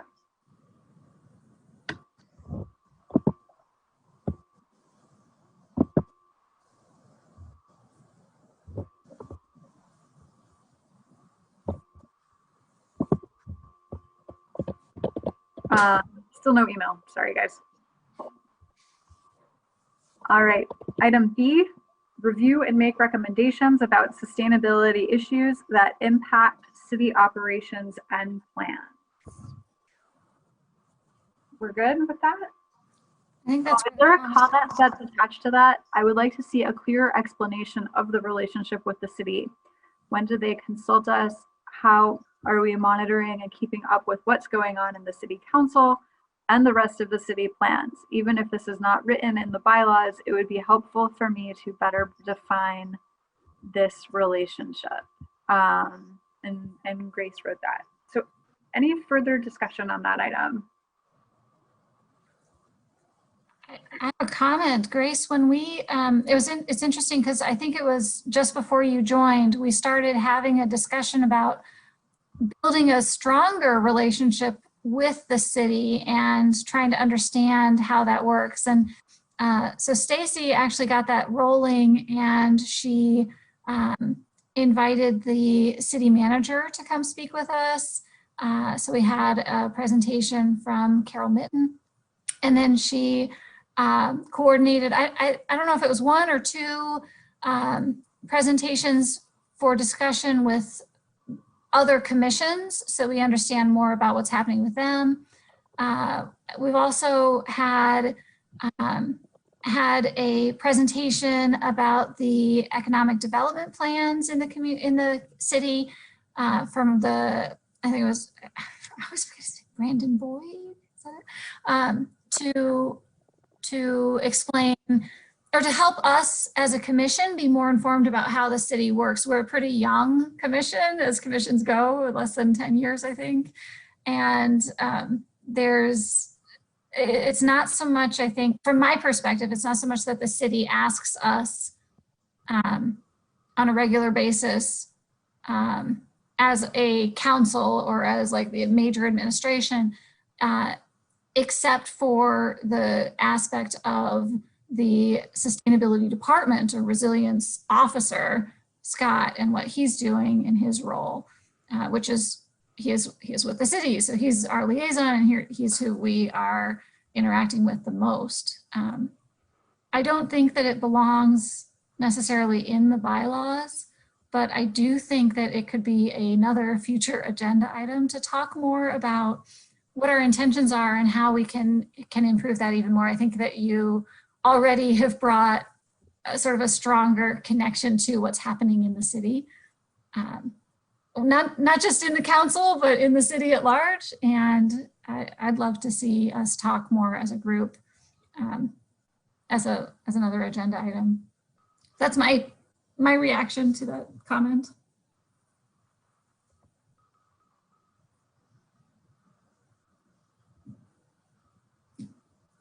I hope she's there. Grace, are you still there? Yes, still here. I'm having technical difficulties with my other monitor, but yes. Thank you for your clarification. Okay. Any other thoughts or comments on item B? Yes, I'm just kind of still not clear about these JEDI goals and how that relates to our relationship with the city. like I guess we can get to later, but talking about bringing up an ordinance, my understanding is that it's an advisory role. So if the city requests our input, then that's a time to give it, and that we also have the power to pass up a recommended ordinance to city council. And then also, I mean, just to say also within kind of our own work and sort of purview in making recommendations when Scott Tess is seeking input about the programs that the city sustainability office is running. I believe that these are also kind of discussions that we can have in SAC that help inform the role that he has at the city as well. The discussion is good, and it certainly sort of kind of has an informing impact on the way that work is done and the way that work is carried out. Just sort of, for example, the discussions that we've had here around the tree canopy project, for example, and some of the work that's ongoing with discussions about, okay, what funds do we apply for? What do we, how can we improve our city and our community? And I think that that's reflected in the discussions that we have here. So that's kind of the third way in which the work that we do on the SAC has an impact at the city. And yeah, I was just thinking a fourth way as well, is that a number of us sort of occupy different commissions and different spaces as well within the community. And so I think also kind of the way that we discuss issues that are kind of important to us in this SAC commission, as well as listening and hearing from what is going on with other bodies that are meeting and working on goals, that also builds the conversation, like tonight's question about diversity and equity in park districts in Champaign County forests. That was a fantastic question, and that is definitely a way in which the discussions that we have then are also reflected and are influenced in the work that's being done throughout the entire community. And so I really appreciated the question that Thomas had asked. Okay. Anything else on item B? I am happy, like I'm okay with that language for now, recognizing Morgan requesting further discussion on that topic, as well as you, Grace, and having that part of future meetings.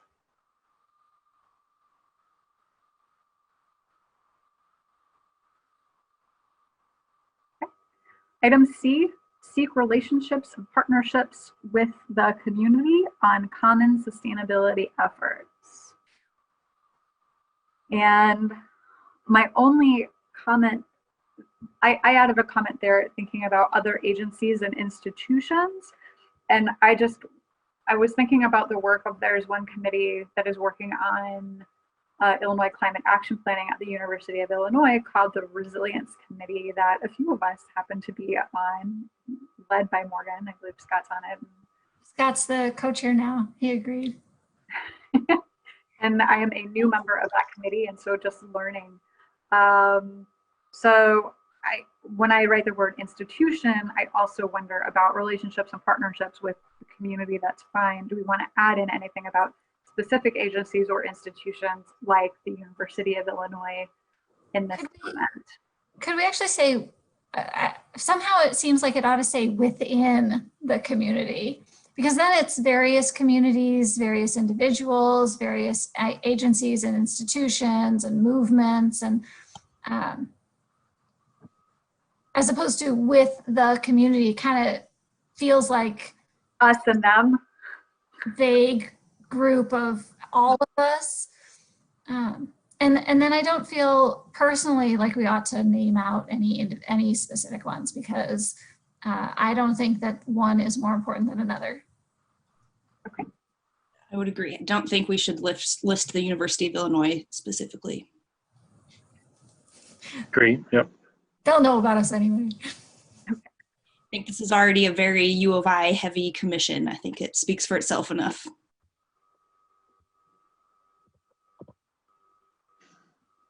So we're going to say seeks relationships and partnerships within the community on common sustainability efforts.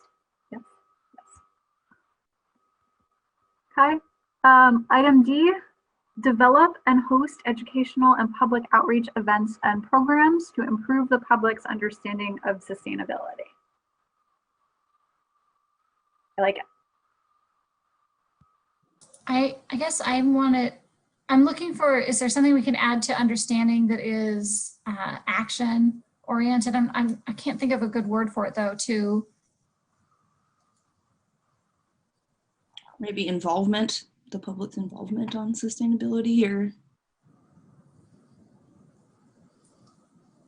engagement with.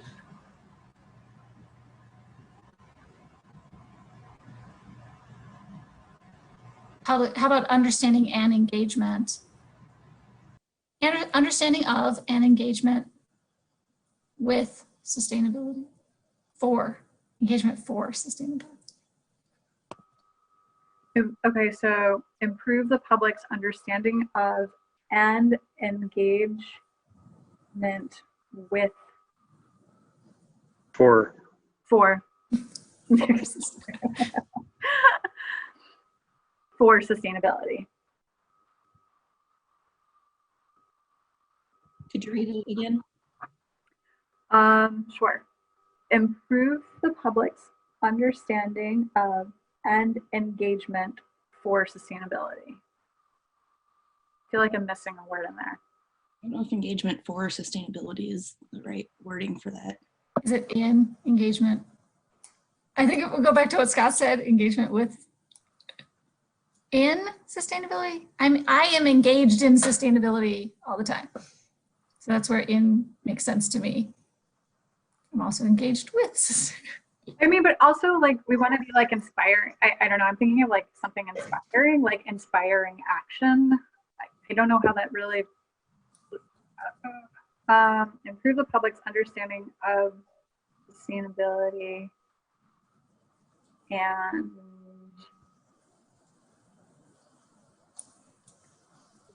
promote yeah practices or inspire sustainable practices.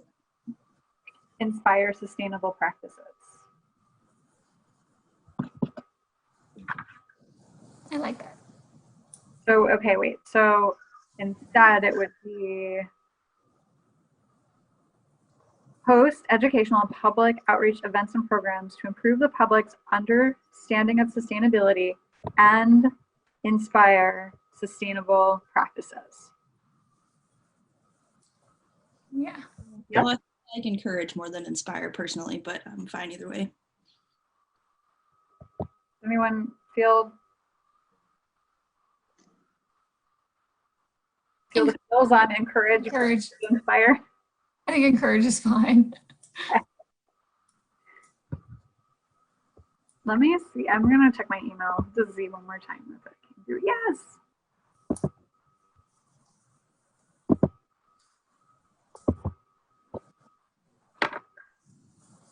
Please move this window away from the shared application.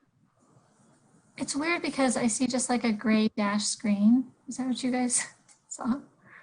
I haven't seen that ever before.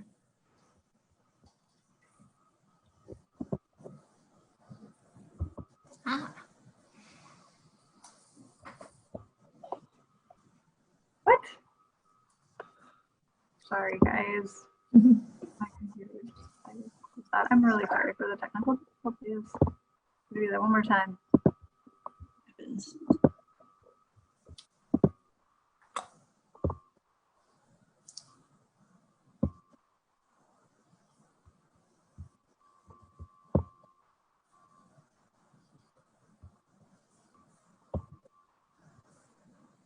I like the plant background. Tomas, I really like your plants in the back. I'm finding them calming.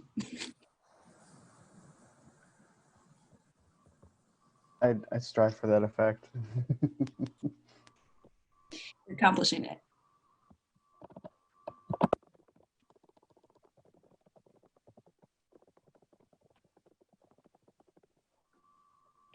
Okay, does that look right? Yep. Great.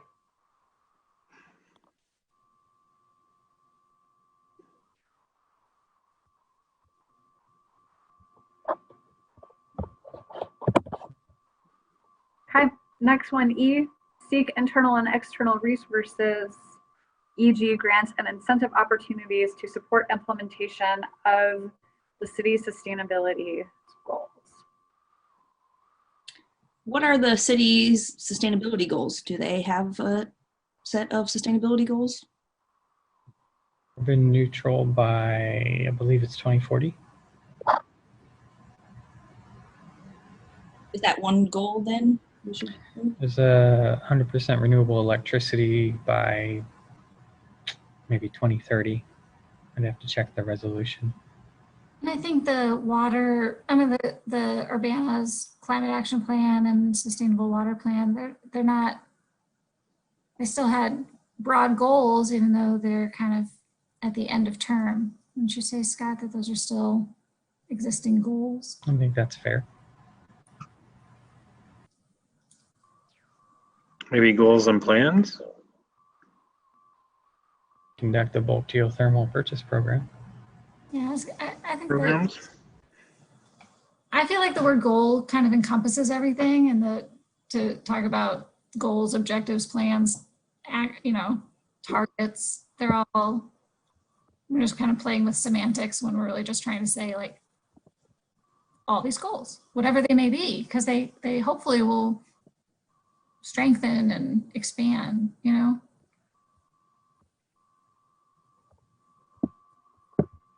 especially with the comprehensive planning process that is getting started. Yeah, still looking forward to involved SAC input in light of it, taking in the climate and water action plans. The only, so the only sort of question that I want to kind of move us through is where we have, this is bylaws governing the SAC board, and we're setting for ourselves that we will be, as the SAC commission, seeking internal and external resources to support. And so I want to almost move this into more of like a recommend or advise on. I am really afraid of saying that like it's our job to seek these internal and external resources when that's not something that we've been actually tasked with. I think it's hugely important. I really do. And I think this is something we can be helping on, but it's not something that I think is necessarily the responsibility of the So maybe, go ahead. No, you go ahead. I was going to say maybe just add assist the city in seeking internal, external resources. I was going to say just change with support. Or support, yeah.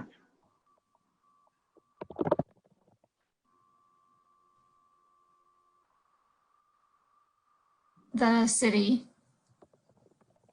in, and is it seeking or identifying? Like identifying would be part of seeking, be more actionable, just identifying them. Okay, so what I think works as a support the city in seeking internal and external resources. Yes, capitalize city. Sure. Thank you. Any other thoughts on item E?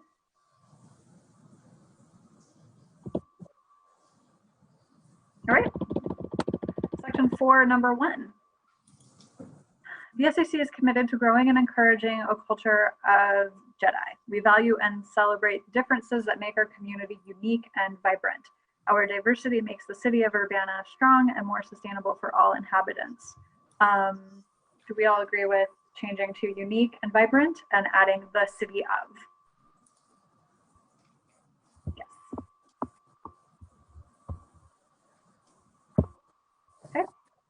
the SAC considers the concepts of Jedi as valuable to environmental work, and Jedi are also valuable in advancing the city's goal for achieving long-term environmental sustainability that reflects and serves the needs of Urbana's diverse population. Why are we saying considers the concepts of Jedi as opposed to considers Jedi valuable?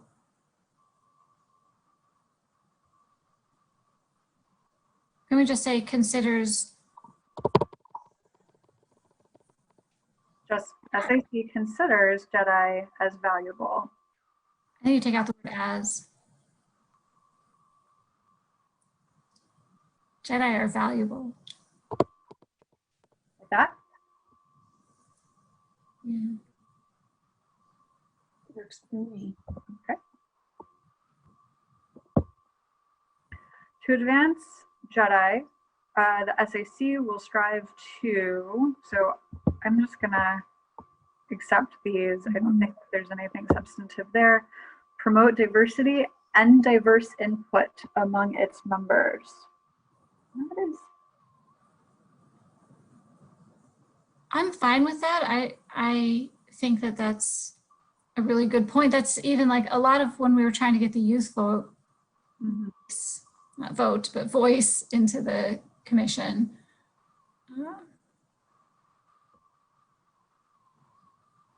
any other comments on that? Accept it. Build long-term relationships and partnerships with underrepresented, I'm going to remove this period, communities to hear and address their needs, period.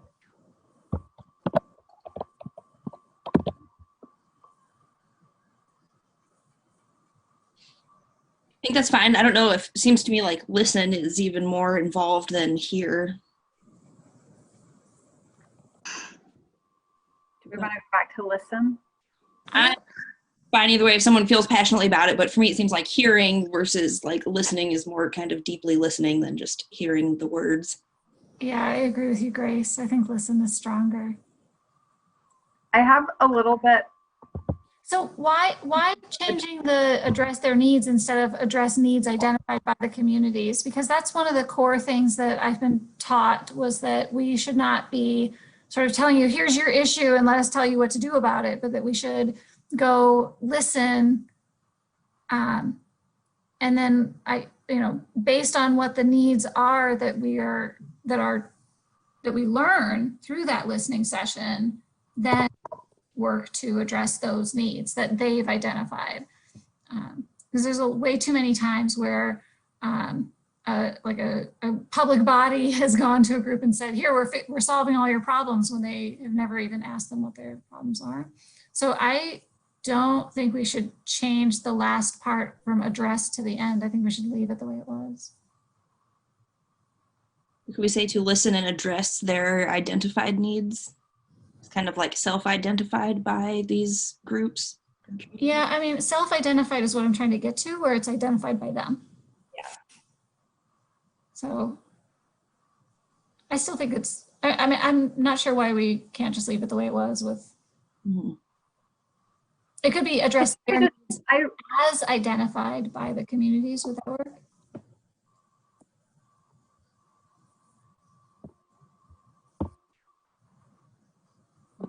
Hold on, That didn't work. That did not work. My bad. You can only do one at a time. You can't do an add and subtract at the same time. Okay. I wanted to reject this comment here.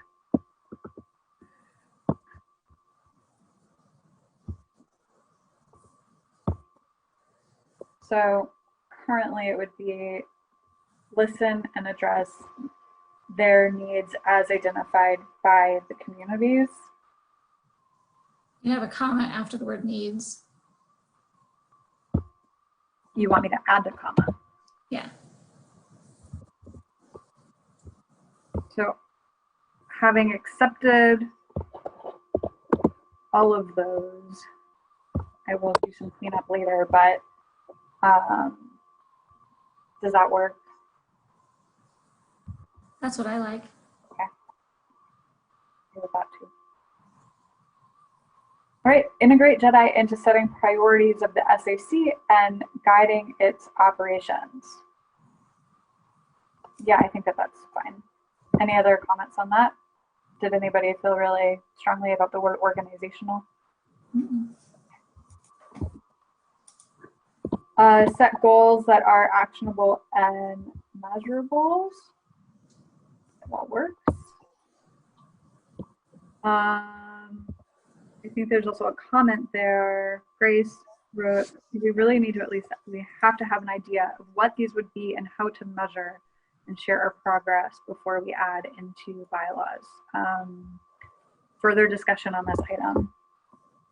So Grace, are you saying that we shouldn't write that into the bylaws without defining what the goals are?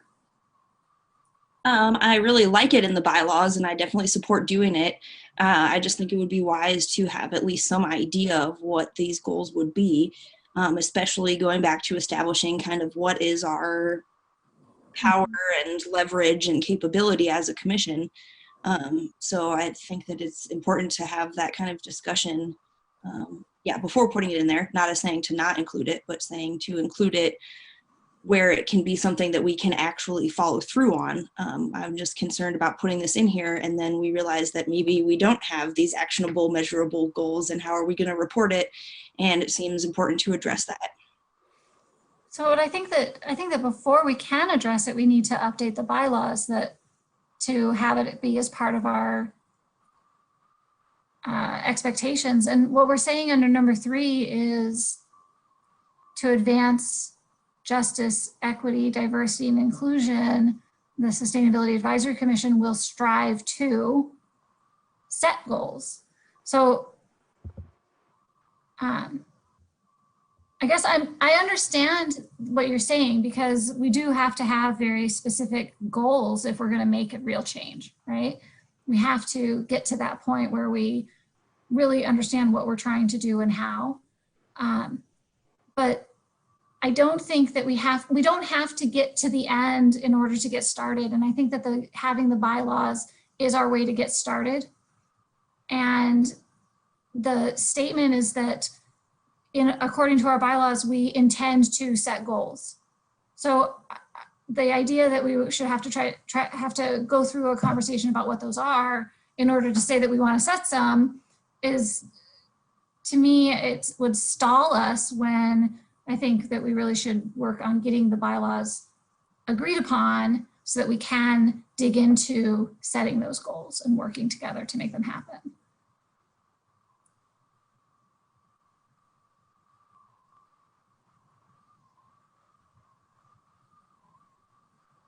So does that make sense to you, or am I missing part of what you're saying?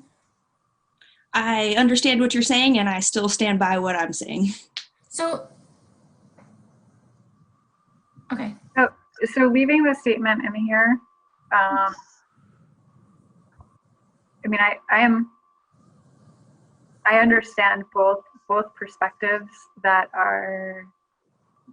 have been stated and kind of represented. I think that this, the goal setting piece and having that part of our agenda is important, and we're making the statement that we want to strive to set goals that are actionable and measurable. We want what we do, that signifying at what we want. This part of our kind of SAC meetings, we want this to be not just in words only. We want it to be meaningful and meaningful action in and for the community to kind of have a meaningful impact. So with that, I'm just sort of wondering, like, are there any reasons to take out this statement at this point? I'm not for removing it. I'm for solidifying it and making sure that we can really accomplish that. Understood.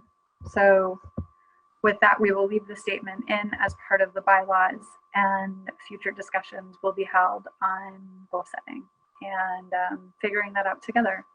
Can we say something like since we don't really know what the goals are necessarily, can we say something like the goals will be defined or understood as the commission moves along, or something like that? Or I think I understand kind of where you're coming from, Andy, with sort of compromise, but I feel like strive sort of like gets at that, and it leaves it open to, this is work that we can, that we as a body, as a public body, will be working on for ourselves, but we want to leave it open enough for interpretation for future SAC body members to also interpret. I'm wanting to make sure that what we're writing here works for the present moment as well as for the future.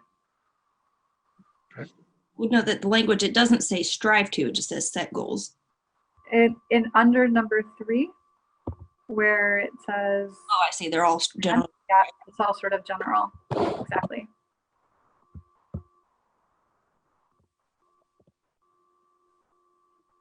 I'm going to recommend moving on from that item and move to the next one, which is to set aside sufficient time for SAC to report on and evaluate projects and to develop and carry out education and outreach efforts.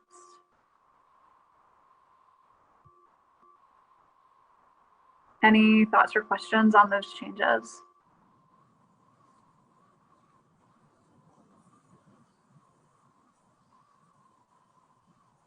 I guess I'm not sure what set aside means. Could we say allocate?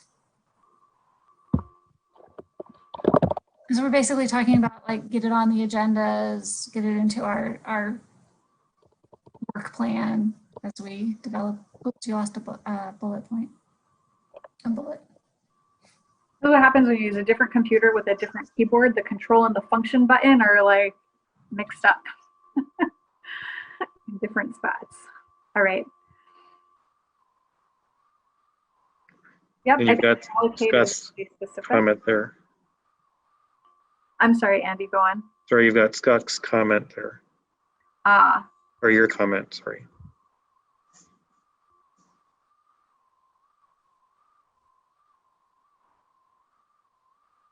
Replace with report and evaluate progress on meeting these goals appended to the previous bullet. I don't even remember writing that, to be totally honest, but perhaps I did.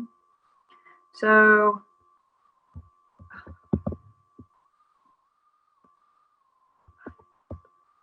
give me just a second here. It kind of looks like that's incorporated by the report on and evaluate. So you have report and evaluate. But I think that, so my thought is appended to the end of the previous bullet. So what did I mean here? And I apologize for. I think you deleted that entire bullet and then that quoted text would be appended to the previous bullet. Okay. So let's see how that plays out. So set goals for JEDI that are actionable and measurable, and allocate sufficient time for SAC to report on and evaluate SAC project. And report on and evaluate progress on meeting these goals.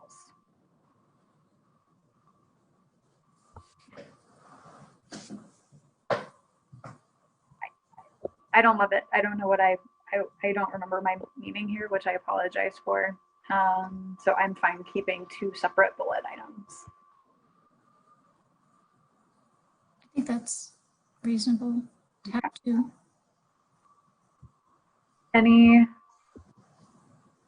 changes besides allocate? Should we maybe accept the changes on this goal and then read it and see how it feels, since it's a little confusing? Sure. Okay. I'm gonna resolve that one here. Allocate sufficient time for SAC to report and report on and evaluate SAC projects and to develop and carry out education outreach.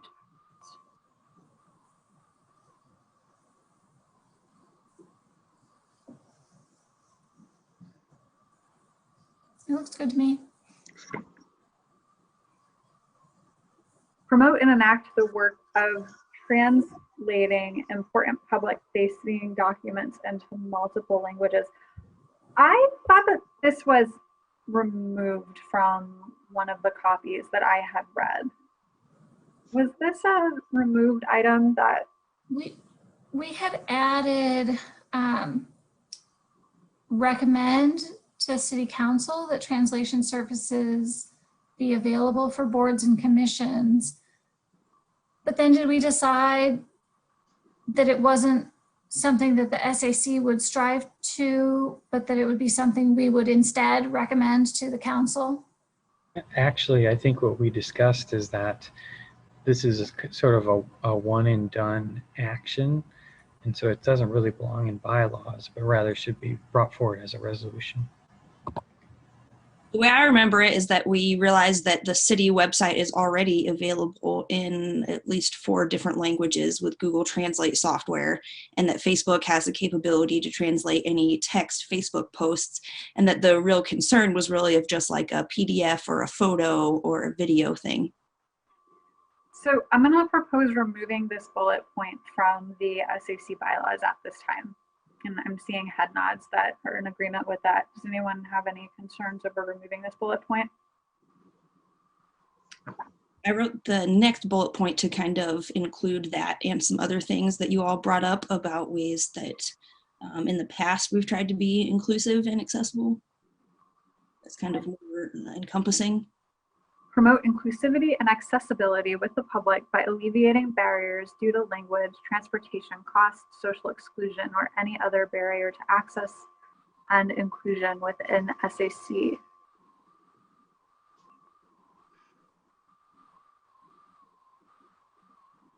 Okay. Any comments? I like that. I especially like the, alleviating barriers. The phrase.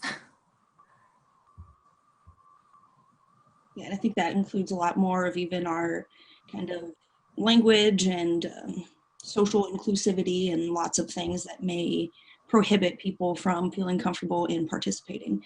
And I think language is one of them, but there's lots of other issues as well. That sounds good. Any other comments on that?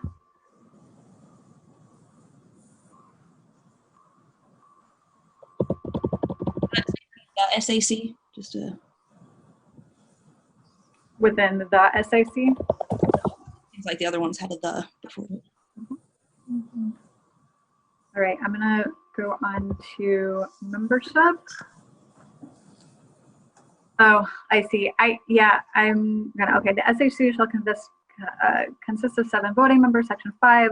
Yes, we can add in the city of Urbana, the experience in the interest areas of sustainability, sustainable and environmental, sustainability and environmental management of natural resources. I like those changes. Any concerns with these changes here? Sounds good.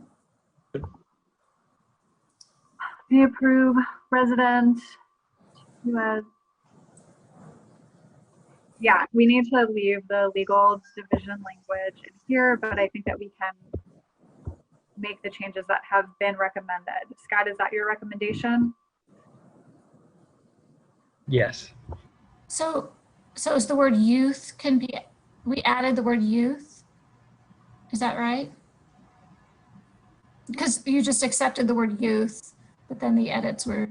Yeah, it's not a substantive change. Okay.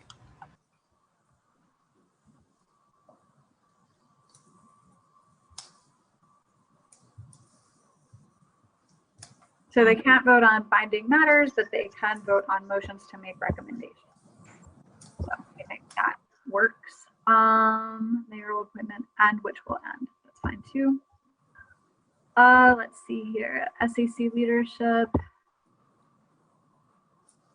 These are just sort of language. Okay, chair shall preside over all meetings and deliberation of the SAC and may vote on all matters before the SAC. The vice chair shall perform duties if the chair is absent or unable to act in their position for any other reason. Are there any questions or comments about the changes in this paragraph? No, I think it makes it clearer. I had a thought on the previous one, if I may, just quick, maybe rhetorical question, but I'm still not clear how we can promote diversity on the SAC if it says the seats are appointed by the mayor and there's not really a say in the SAC besides broadcasting the open seats. Coming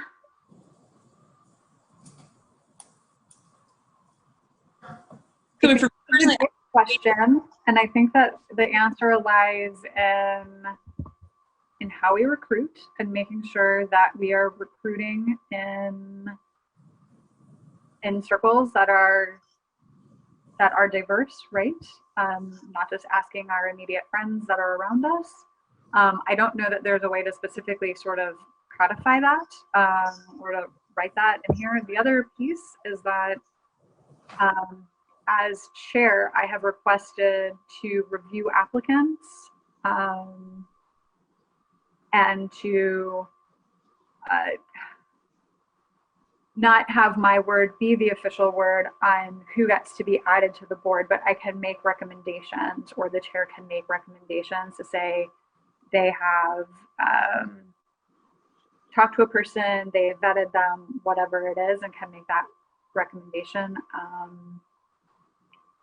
You're right. I don't necessarily think that there has been a super transparent process with regard to appointing SAC members or members of other commissions. There are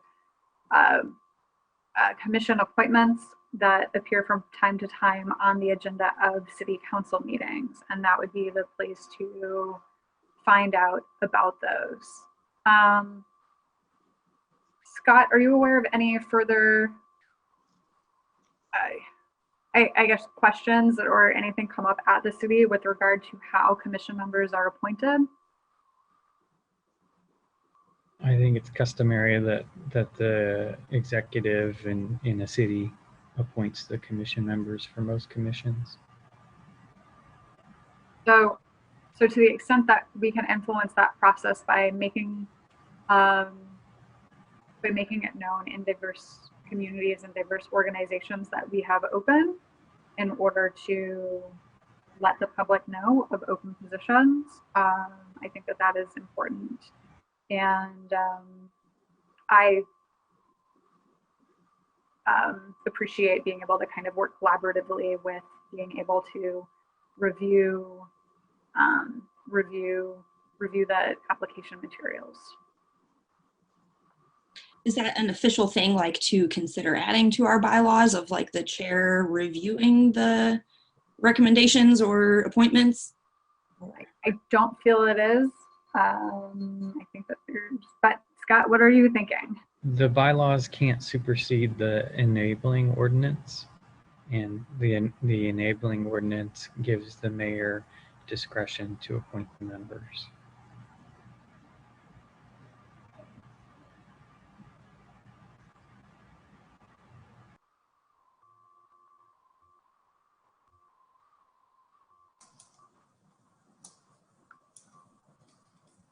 All right, terms of office. I think it's correct that we can remove information about the start of the commission. You agree? Yeah, because that was just when it was being set up, right? Mm-hmm.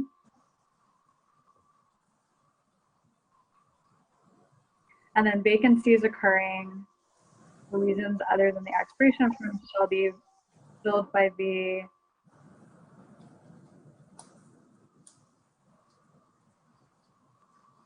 I have no problem with the word appointing authority or mayor here. Is there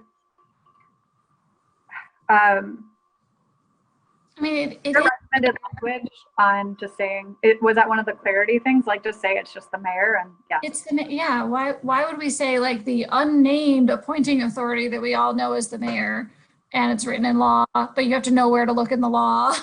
We need to say it. That's legalese, right?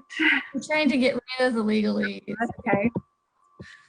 Members can be removed for a good cause.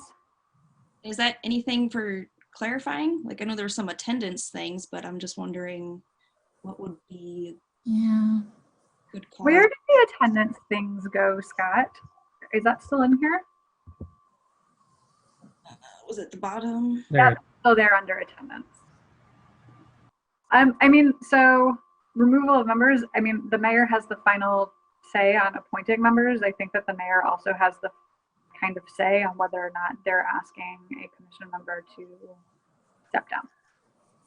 Yeah, I don't think that we can add something about what constitutes good cause because we don't have that authority, but we can certainly reach out to the mayor if we think that whoever the mayor is removing someone for a bad reason. And I think it is, you know, it's within our purview to speak up if we think it's wrong to do. It's also pretty rare to get removed. Just in general, commissions. Just wondering. I speak at public city council meetings as a member of the public, and I think it's plausible that there could be any reason for turning me. I don't think so. I don't think I've done anything inappropriate, but I think that it's, if it's just for a good reason, that it's kind of vague based on anything. But I guess that's the same rationale to be on the commission in the first place, so it doesn't really matter.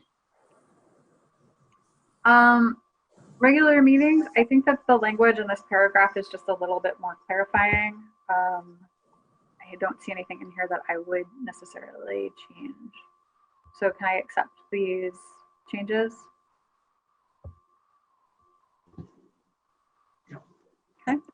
Although I don't know if this is the time or later. I know it's been tradition to meet once a month, but I would really like to do more than that, just for the sake of being able to talk with each other more than once a month as a group.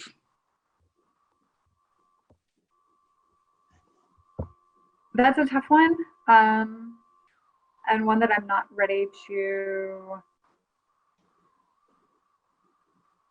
So if there is an agenda item or I mean, okay, so basically like if there's a motion and all of the members agree, it would have to be agreed upon to have a different meeting. This doesn't say that we can't. This doesn't say that we can't meet more often. We have to follow the Illinois Opens Meeting Act, which is fine. This doesn't say that we can't do it. I think we need to have good cause to call everybody to a meeting on more than a once-a-month basis. Morgan? Is it just called a special meeting if we did decide to have an additional meeting? I'm not really sure what we would call it. Scott is nodding his head. Yes, it would be a special meeting. And there's a X number of days in advance that you have to do it. I'm not interested in having additional meetings myself. Didn't we have a special meeting when we, the first year of the solar program? I think so. I think we did Pick a vendor. For an event.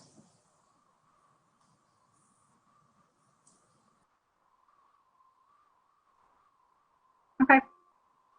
But we will take that under advisement. Just one other question, you know, because what we're doing here is we're adjusting it primarily to update them and to incorporate the JEDI aspect.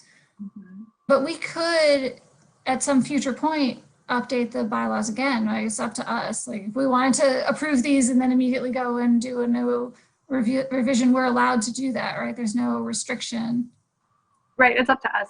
We get to control what is in the bylaws, except for the parts that we've stated that, you know, we cannot control or change. But I agree with that. Yep. Mm-hmm. And this section is about regular meetings. I realize that we don't have a section called special meetings, but if at such time we require that, then that can come up for discussion. Okay, attendance.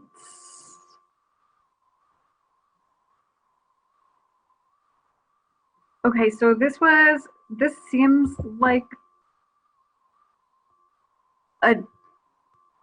is this a substantive change? Any appointed member who is absent from 3 consecutive meetings may be replaced, and a new member chosen following the same procedure followed to replace a member not seeking another term, instead of as in the case of a vacancy. I think they say the same thing.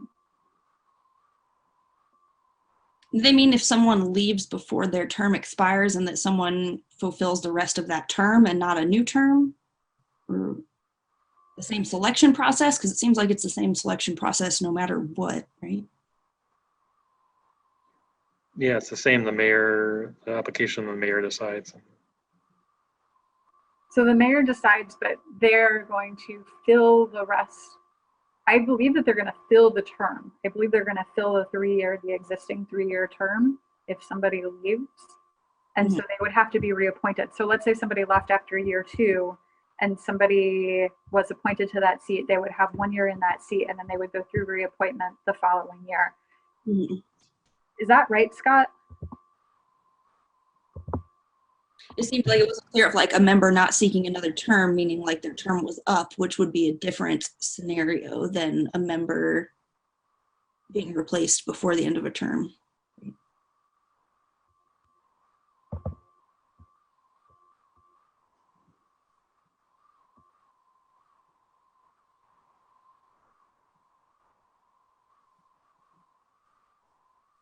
I don't understand what this is saying.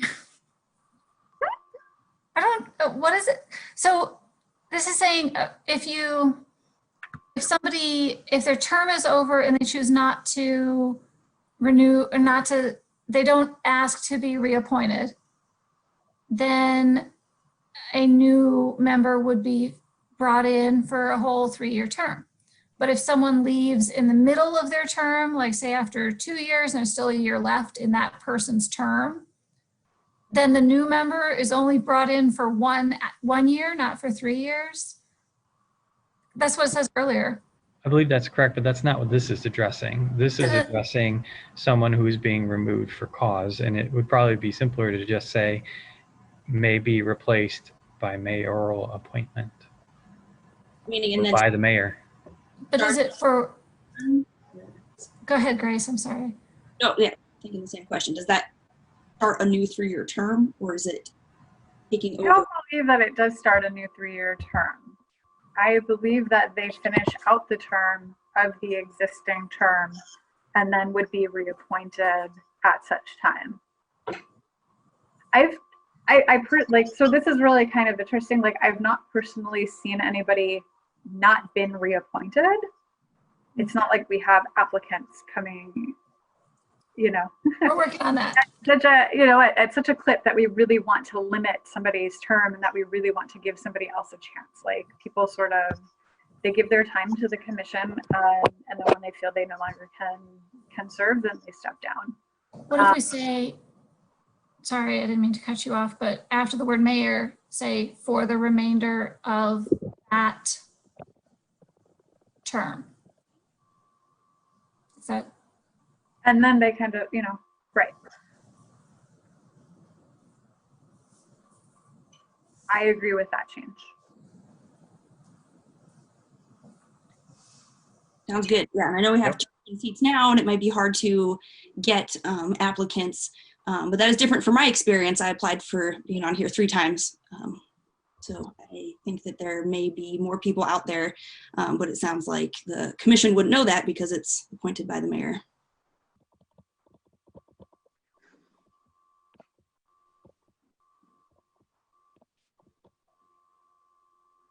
Okay, next section. Let's see here.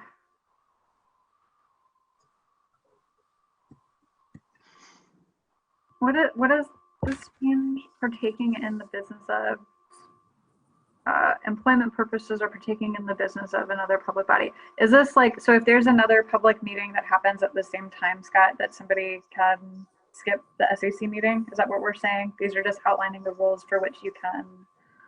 Right, if they have a work obligation or another public body obligation. Okay, all good. And they consider the SAC as not being as important, or not. I hope they would think that the I don't think it's a hierarchical thing, just that sometimes there's conflicts and choices have to be made. It seems like it's been pretty acceptable for people who are traveling to, I guess it doesn't matter now because we're all remote. I didn't know if that was something that was accepted when we were in person. Yes. Yes, if it's worked out in advance. Okay, and that falls under that. Okay.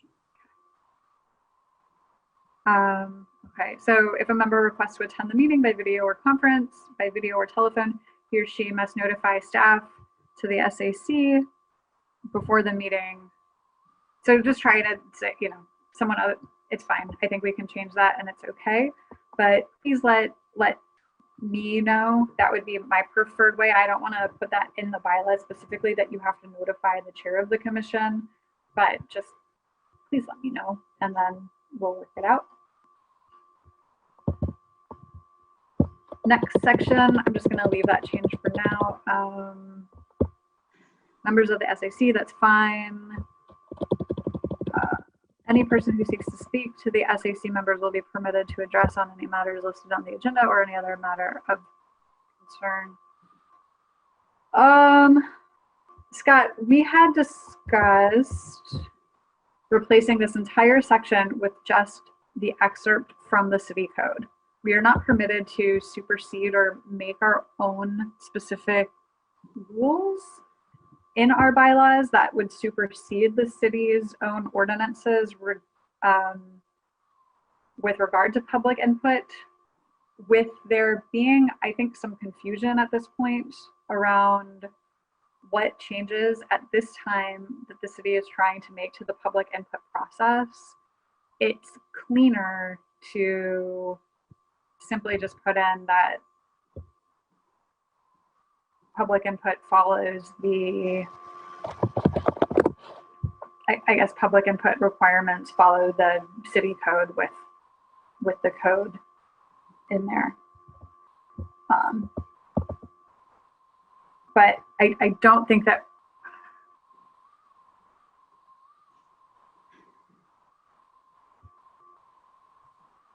but I guess I'm sort of like wondering if I'm not sure we should actually change anything about these sections right now, but I know that a lot of work has gone into it. So I'd like to hear from others on the call. How are these the same, or like were these originally what was in the city code? Is that where they came from? And then we were looking at updating them, but I assume they originally came from the city code.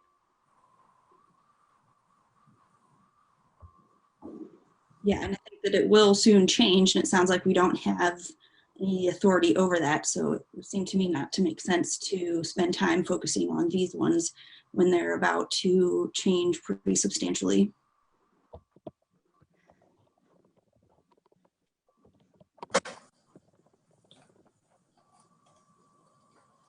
I guess we could consider any changes once we know what the new guidelines are.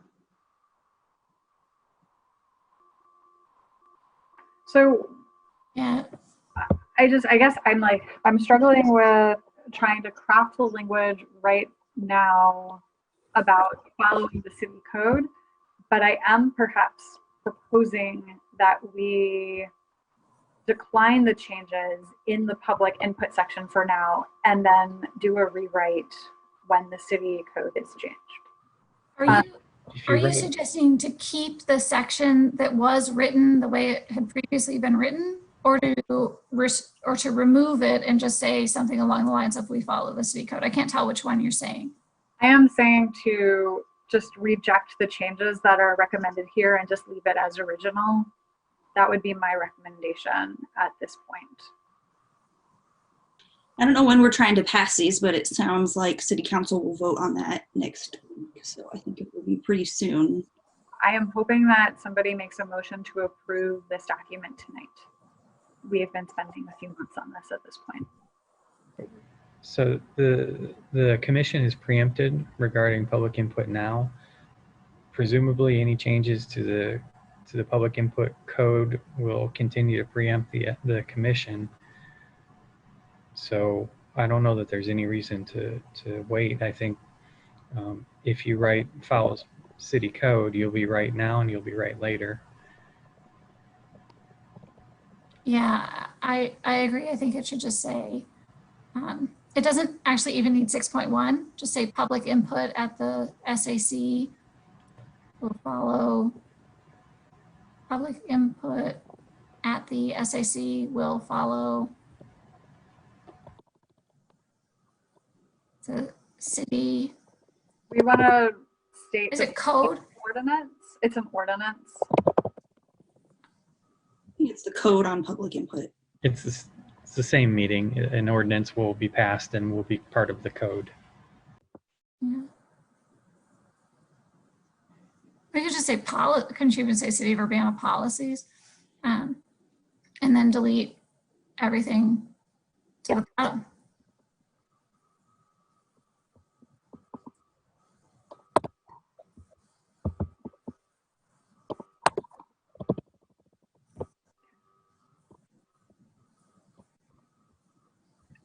All right, are we satisfied with the public input at the SAC will follow City of Urbana code on public input, or do you want to change that to policy?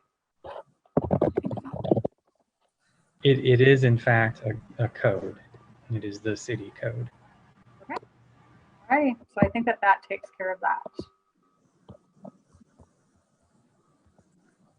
So Stacy, are you, I mean, everything we just discussed is not necessarily all in this Word document because you made comments before you had the Word version. Mm-hmm. So, but you wrote it down. I'm comfortable that you wrote it down. Okay. And so I'm looking at the clock.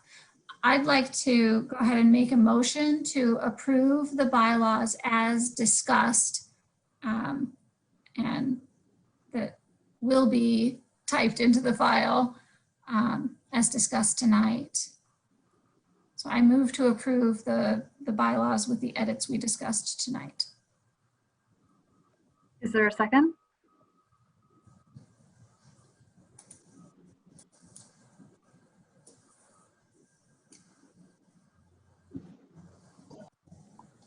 I second. All right, any further discussion? So we're talking about approving the bylaws with some of the going back and touching it up and adding the stuff we talked about before we were in the Word document.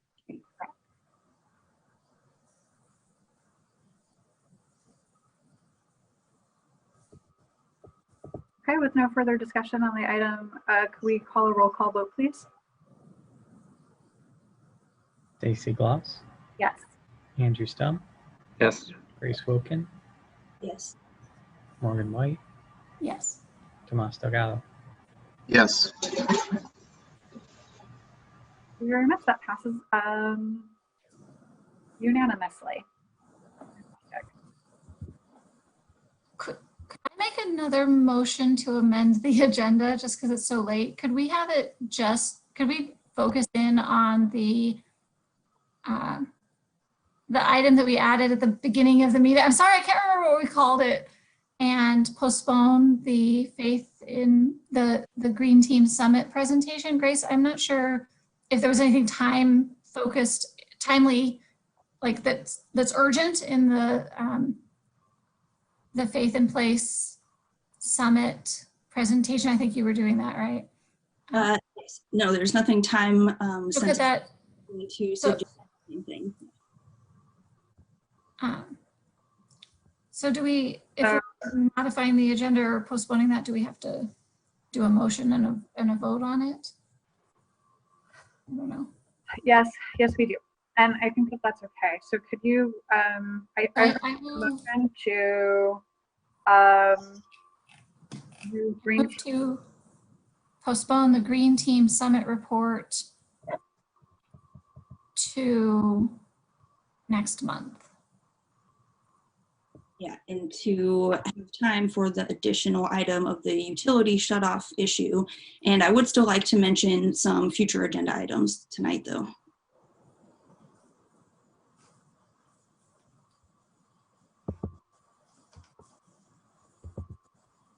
I need to go back to the motion on the table. And I need a second on that for. I'll second that. Thank you. Was that Andy? Yeah, second. All right. Any discussion on the motion to strike? Well, to move, not to strike, but to move the Green Team response to the next meeting.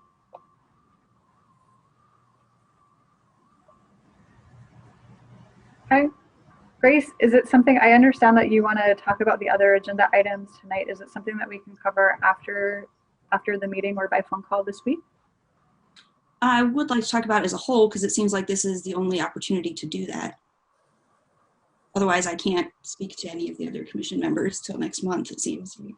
You are, okay, so just as a point of process, the commission members' email addresses should all be made available to all of the other commission members. And while discussion between more than 2 commission members cannot happen at any given time, otherwise that would be considered a public meeting. Emails can be, you can email back and forth with other members of the commission. It's not like there's a firewall in between all members of the commission that you're not allowed to talk to each other before the meeting. Just one other member at a time. One other member. Morgan, you were going to do something. I was saying the same thing, just like, so Grace and I can talk however much we want, as long as we don't include any of you guys. And Grace and Tomas can talk as much as they want, as long as they don't include anybody else. So you can have like that kind of conversation at any time about any of these topics. Yeah. Just wondering, because it's also kind of some other items that I wanted to have on the agenda, that I feel like there's kind of like this filtering system, brought to Stacy and Scott and that weren't, and wanted to mention them in additions to the agenda. So I guess I'm just not sure what's any other opportunity to bring up these issues. So from my perspective, it's an hour longer than we normally have in these meetings. And so I would rather, I think it's really important for us to identify those topics that you'd like to see on the agenda, and that I know I've mentioned a couple as well that I'd like to see. And I don't support digging into what the agenda topics are and going through them tonight, but I see what you're saying. And I think that like even that as an agenda item should be on next month's agenda. I don't know that there's anything else already on there besides the Green Team's presentation. I'd like, as part of that conversation, to be, our meetings are supposed to be 2 hours, not 3 hours or 4 hours. And I just think it's, we should plan our efforts around that.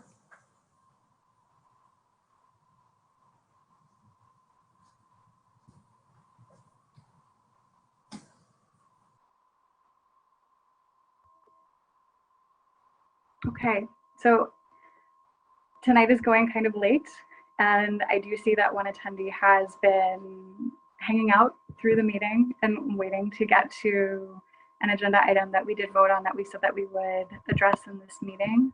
I do want to thank everybody for your patience this evening and for your input into the bylaws. I know that working together and getting things done through the kind of public process in front of kind of a Zoom meeting, it gets kind of long and it can be difficult. So I want to just appreciate everybody's efforts that they have made tonight.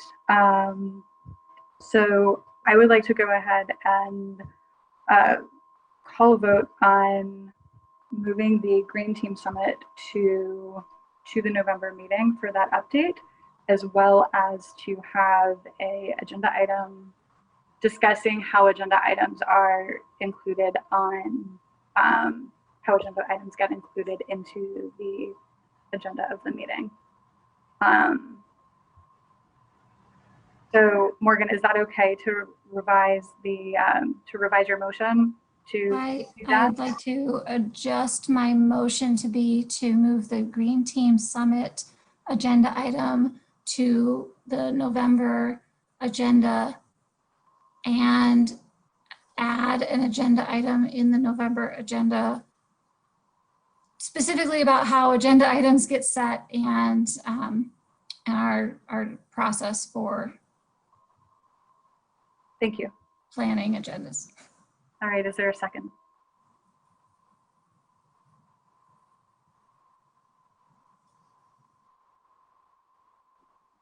I'll second it. Thank you, Andy. I have to ask if there's any discussion on that. All right, roll call vote, please. Stacy Blouse, Yes. Andrew Stone, Grace Wilkin, Yes. Morgan White, Yes. Tomas Delgado. Yes. Alrighty.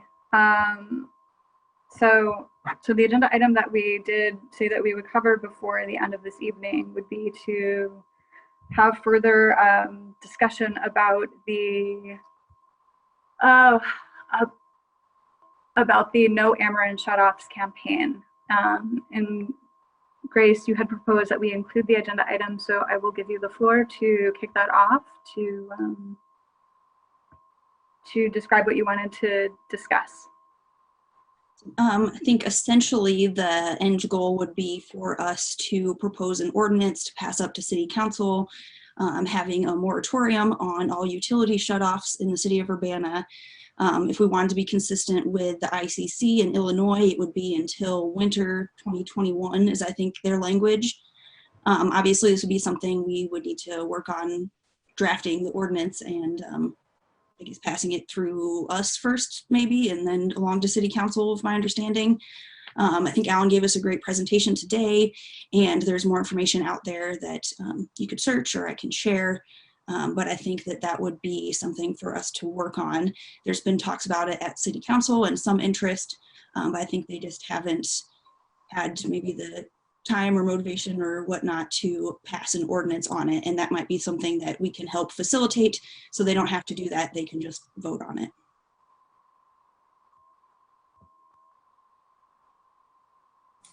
Other questions or discussion? I really support a recommendation in this way. I don't know, just from when I was the transportation person, I was on the Bicycle Pedestrian Advisory Commission for quite a while. And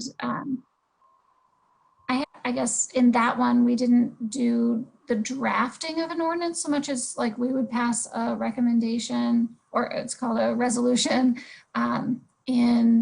that says, we believe the city should pass an ordinance that says X, Y, and Z, as opposed to getting into what the specific details of the language in the ordinance would be and drafting that, because it would just then, after we put time into it, then it would go through their process and they'd put time into it and it might undermine the terminology that we were trying to work through. So I think that having, and some of the things that have been successful in the past is to find examples that we can pass along. Like, here's an example from this other city, or here's what a nonprofit organization has, or like the coalition that that we were hearing earlier today. All of that is, I think, something that's really good for us to look at putting together and bringing forward, because when we talk about sustainability, especially for energy and water, a lot of the core concepts are really going back to let's keep people alive and safe and healthy. And so this is, I think this is right, very well aligned with our sustainability vision and the commission's responsibility, or the commission's focus. The way I've seen it work in BPAC at least was there was a subgroup put together of a couple people who worked on developing the language and then proposed that or presented that at the commission. So that's what I think ought to happen. I am not available to work on that particular project. I am, and I think Alan is willing to help on that, and maybe some other city council members if that's allowed. I just feel like if it's just a recommendation, it seems like that doesn't really alleviate that barrier for city council, and it's not easy for them, and I'm just not really sure how effective that would be, because people have been calling in, speaking on these things for quite a while. So it just seems like that would be a nice gesture, but I'm not sure what that would do to actually help the city in a practical way. I guess, so you're saying that what you think what you feel like your perspective is the thing that's stopping them is the having a ordinance to approve, a written ordinance? Some of my understanding, yeah. Have there been, Grace, I guess I'm just wondering, are there city council members that have been kind of sympathetic to the issue and have expressed an interest in working on or writing an ordinance that they can pass up to the mayor? Yes, but I think that particular person or two has not recently had the time and availability to do that. But there is interest. There's a barrier of writing the ordinance in the proper language and presenting it so that they can just vote on it. I'm willing to take on some of that work if that's helpful to the SAC and the city. But it seems like they're in the same kind of situation, and unless it gets written, they can't vote on it. Could we write a resolution that would give some advice on how to, or give some information how to do that, and then suggest we get a committee together to write that ordinance with city council? So we would be the initiator of this group that would write the ordinance, I guess. So I think that there are three things. One is that, and I'm just sort of recapping, one is a recommendation to pass up, just a recommendation from the SAC to the city council that states that, this is the issue that the SAC is paying attention to and that we're interested in having the city council take action on. That is one thing. A second path of action is to write a resolution from the SAC that is signed by the SAC, passes the SAC in support of goals or measures, and then that resolution is what's passed. That resolution is recorded kind of into the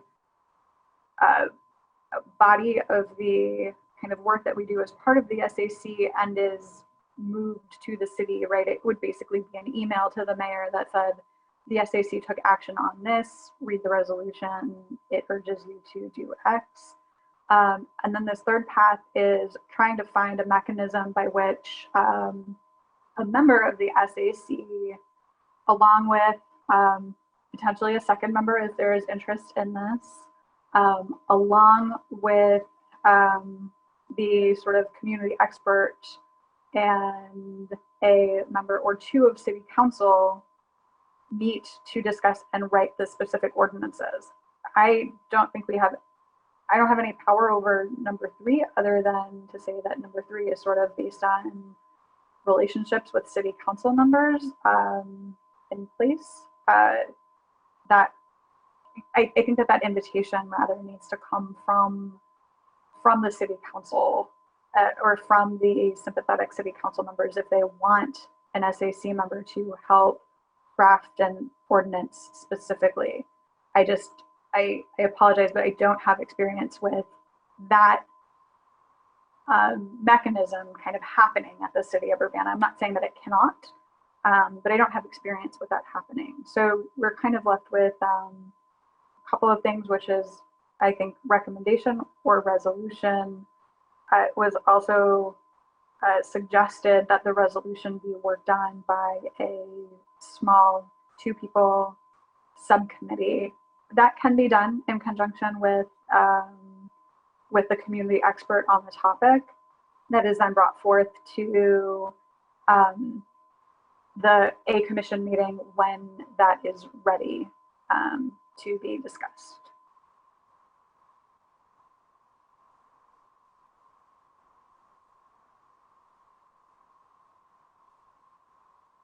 Is there a path or an action that the SAC would like to take? And also, Thomas, I saw that you just unmuted yourself, so please go ahead. I was wondering if we need to seek further clarification from the city attorney that an ordinance would be productive to prevent utilities from an autonomous organization from being cut off.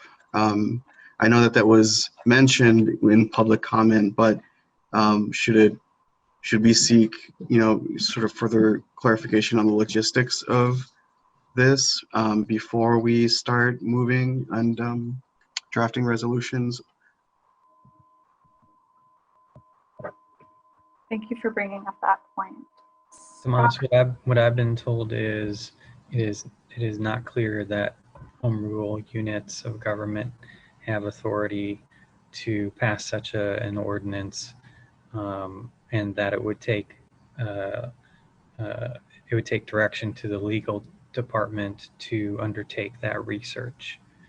My own limited experience with regulated utilities in the Illinois Commerce Commission is that the regulated utilities are regulated by state statute in the Illinois Commerce Commission.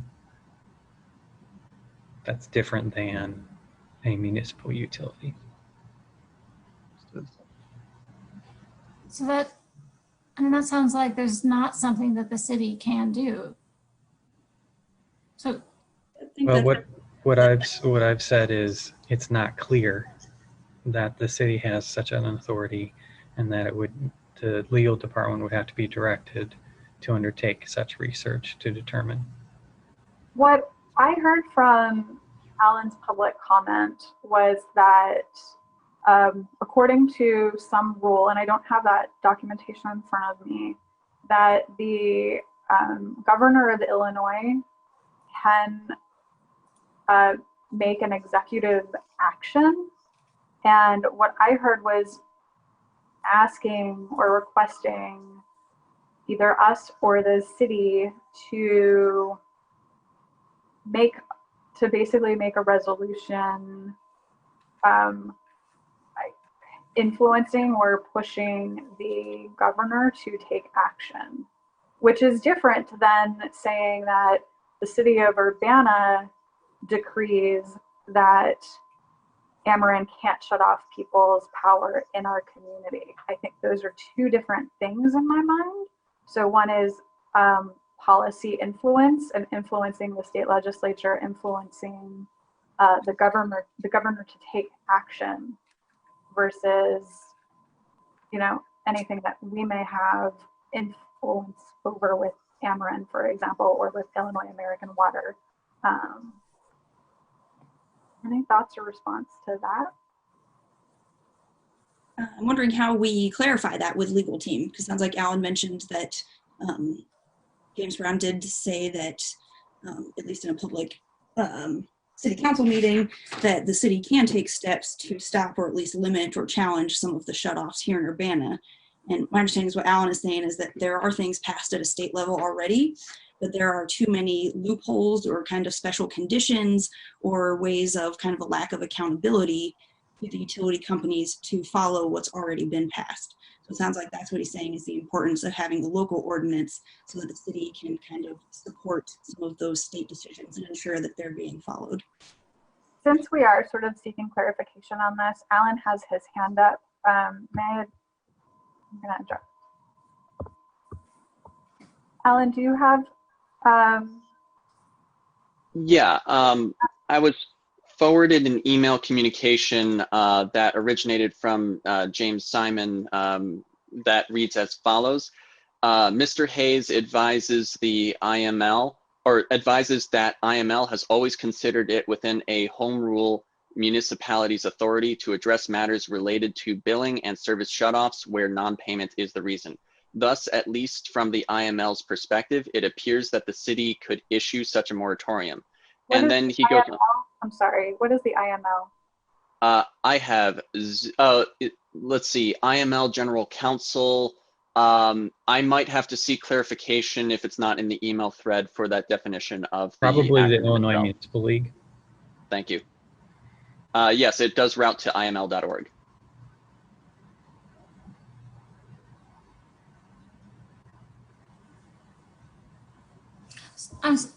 Could you say that again? So it's the Oh yeah, sure. the city attorney. Mhm. City attorney is one of the key legal counsels for the city. Yep. Has sent an email that you're reading that says, go ahead. Mr. Hayes advises that IML has always considered it within a home rule municipality's authority to address matters related to billing and service shutoffs where non-payment is the reason. Thus, at least from the IML's perspective, it appears that the city could issue such a moratorium.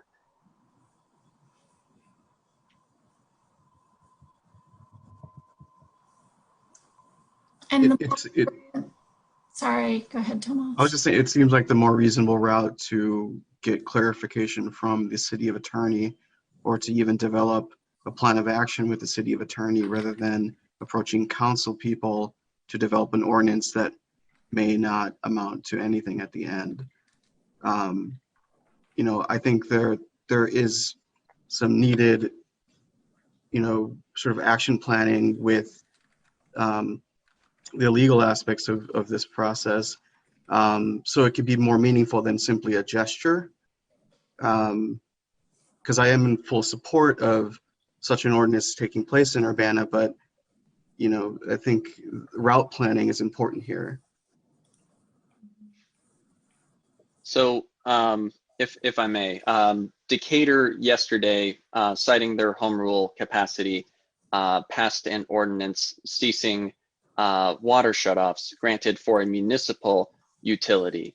However, because they are shutting off, or because they are stopping the shutoffs of a utility under the purview of being a home rule unit, the language can be heavily borrowed from in a legally consistent manner, and the city staff will have, if I understand correctly, the ability to clean up the submitted language. I'm saying that I think we need to approach the city of attorney, because none of us are lawyers and can really define this. And there is a big difference between what happened in Decatur and what we're attempting to implement here in Urbana with an autonomous utility company. So I just believe that we need to seek further advice from the city of attorney to develop, you know, a more strategic plan of action. I agree. Thank you, Thomas. Sorry, Grace, were you going to say something just then? Just a quick one. I was going to say I agree, and I think that that would be an important step, and it would be a collaborative thing, and we would definitely need the city legal counsel, it sounds like, involved in the process of whatever ordinance, resolution, or recommendation we might make. Morgan. Could we invite the city attorney to join us, and perhaps the council member who has indicated interest in supporting in moving this forward to a meeting, to a commission meeting, to talk to us about it, so we can also talk to them? If you're asking me, Oh, I wait, no, mean, I'm sorry, Alan, I'm sorry, I wasn't asking you. Just We're gonna go back into some apologize. business. I know it's sort of like awkward, but thank you. All right, Morgan, go ahead. Well, I was asking you, Stacy, if we could, if you thought we could invite the city attorney and the related council. Was it a council member? I think, Grace, you said that was planning to do it, but it wasn't working out. Yeah, no, I mean, I think that that's reasonable to invite them to the next meeting. I realize that like this is a campaign that's happening on the ground now. So I would be happy to kind of continue the conversation with Grace and Scott about kind of trying to seek clarification from the city attorney on what paths of action that we can take. It doesn't have to be me. Tomas, I don't know if you're interested in, if you have time, if you would actually like to be the person that that joins kind of in that effort, comes up with sort of a plan, and I'm really struggling here because I'm like, and shares that with me.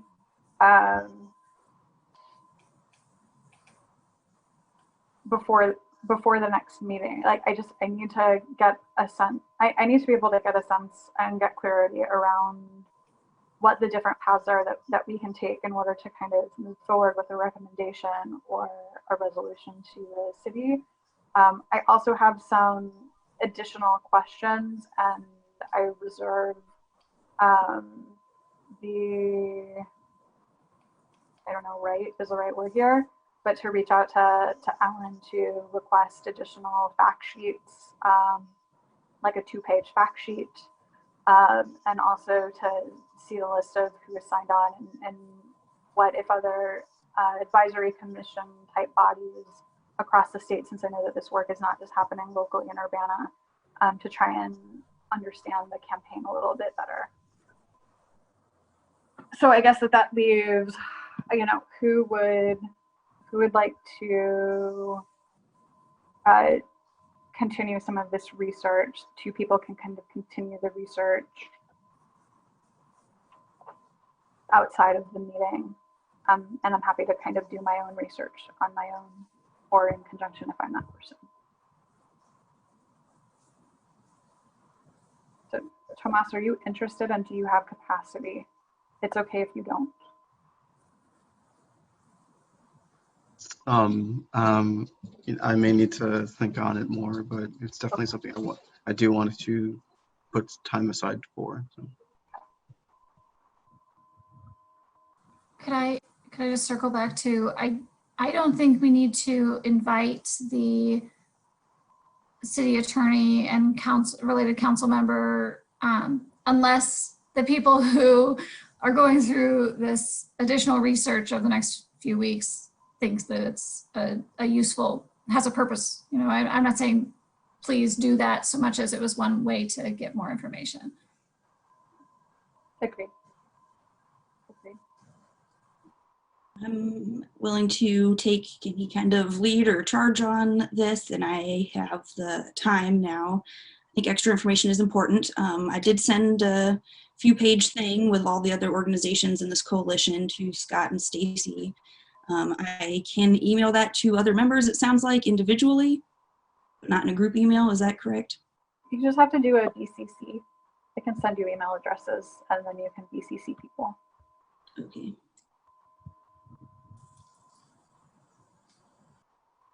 I would like to suggest maybe a special meeting or something, since this is pretty time sensitive. I don't think it'll be a super quick turnaround, but I think that a month is quite a while when there'll be lots of other city council meetings before then, and weather getting colder, and seems like a pretty urgent issue, especially if we have other things that we might consider talking about at the next meeting for the meeting after that.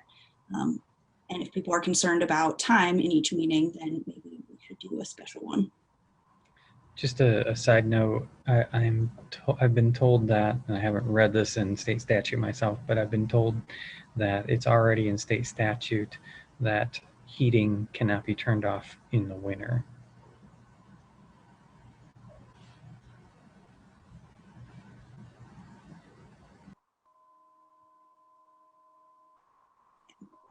And depending on how they define winter, though, I mean, people could be losing their heat in the next few weeks before technically winter hits.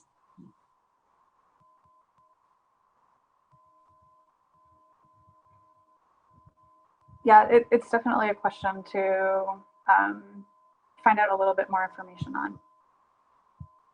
on. Y'all, it is 10:15. I didn't hear any specific.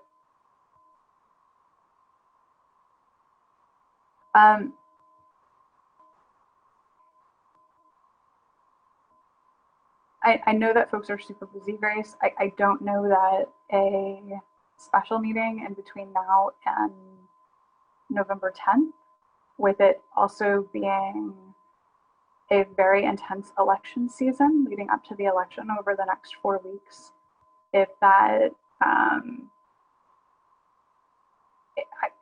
makes the most sense at this time. Barring that, you know, there are commitments from myself and from you, and possibly from Tomas, who's going to think about it, to continue to work on the issue together outside of the meeting. And so, kind of for that, I don't want to put you in the position of making a motion of holding a special meeting. I am not getting a sense from others on the call that they're wanting or have the time for that at this point. But again, happy to do the work and to include this as an agenda item in the next meeting.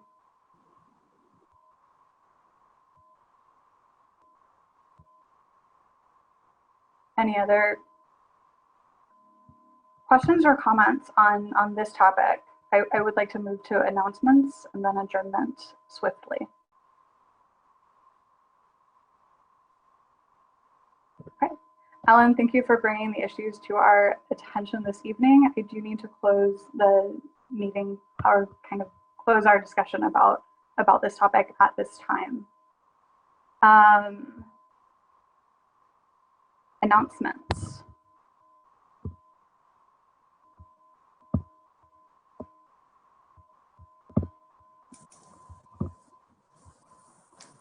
I'm just trying to get back to that in the agenda. The opening. It's just an announcement about the SAC has an opening and is accepting applications. Great. Are there any other announcements? We usually give commission members a chance to make any announcements that they want. I have two announcements. One is the University of Illinois Climate Action Plan is going to be released on October 20th. And you should all plan on joining. Everyone you know should come to the celebration. It is a Zoom meeting. It will also be live streamed on Facebook. And our chancellor will be signing the update to the Illinois Climate Action Plan, which is a strategic plan for how the U of I intends to be a carbon neutral and sustainable campus as soon as possible and work with the cities to build resilience to climate change. And the event is, again, October 20th. It is from 3 to 4:30 with an hour of social time at the end. We'll see how that goes depending on how many people are involved in the social hour on Zoom. And it's going to be a fun event. And you can find it on the Facebook for the Institute for Sustainability, Energy, and Environment. Also there, as a second item, the Champaign County Design and Conservation Foundation is holding its annual meeting on October 25, and that's a Sunday in the afternoon. And again, you can find that online, and it's open to anyone who's interested in supporting trees, terrain, and trails in Champaign County. And we're really trying to welcome new members. So I encourage you to check that out. and you can find it by going to ccdcf for foundation.org. Thank you very much. Thank you. Please be sure to just send me and Scott the details so we can include that in that. Thank you. Any other announcements?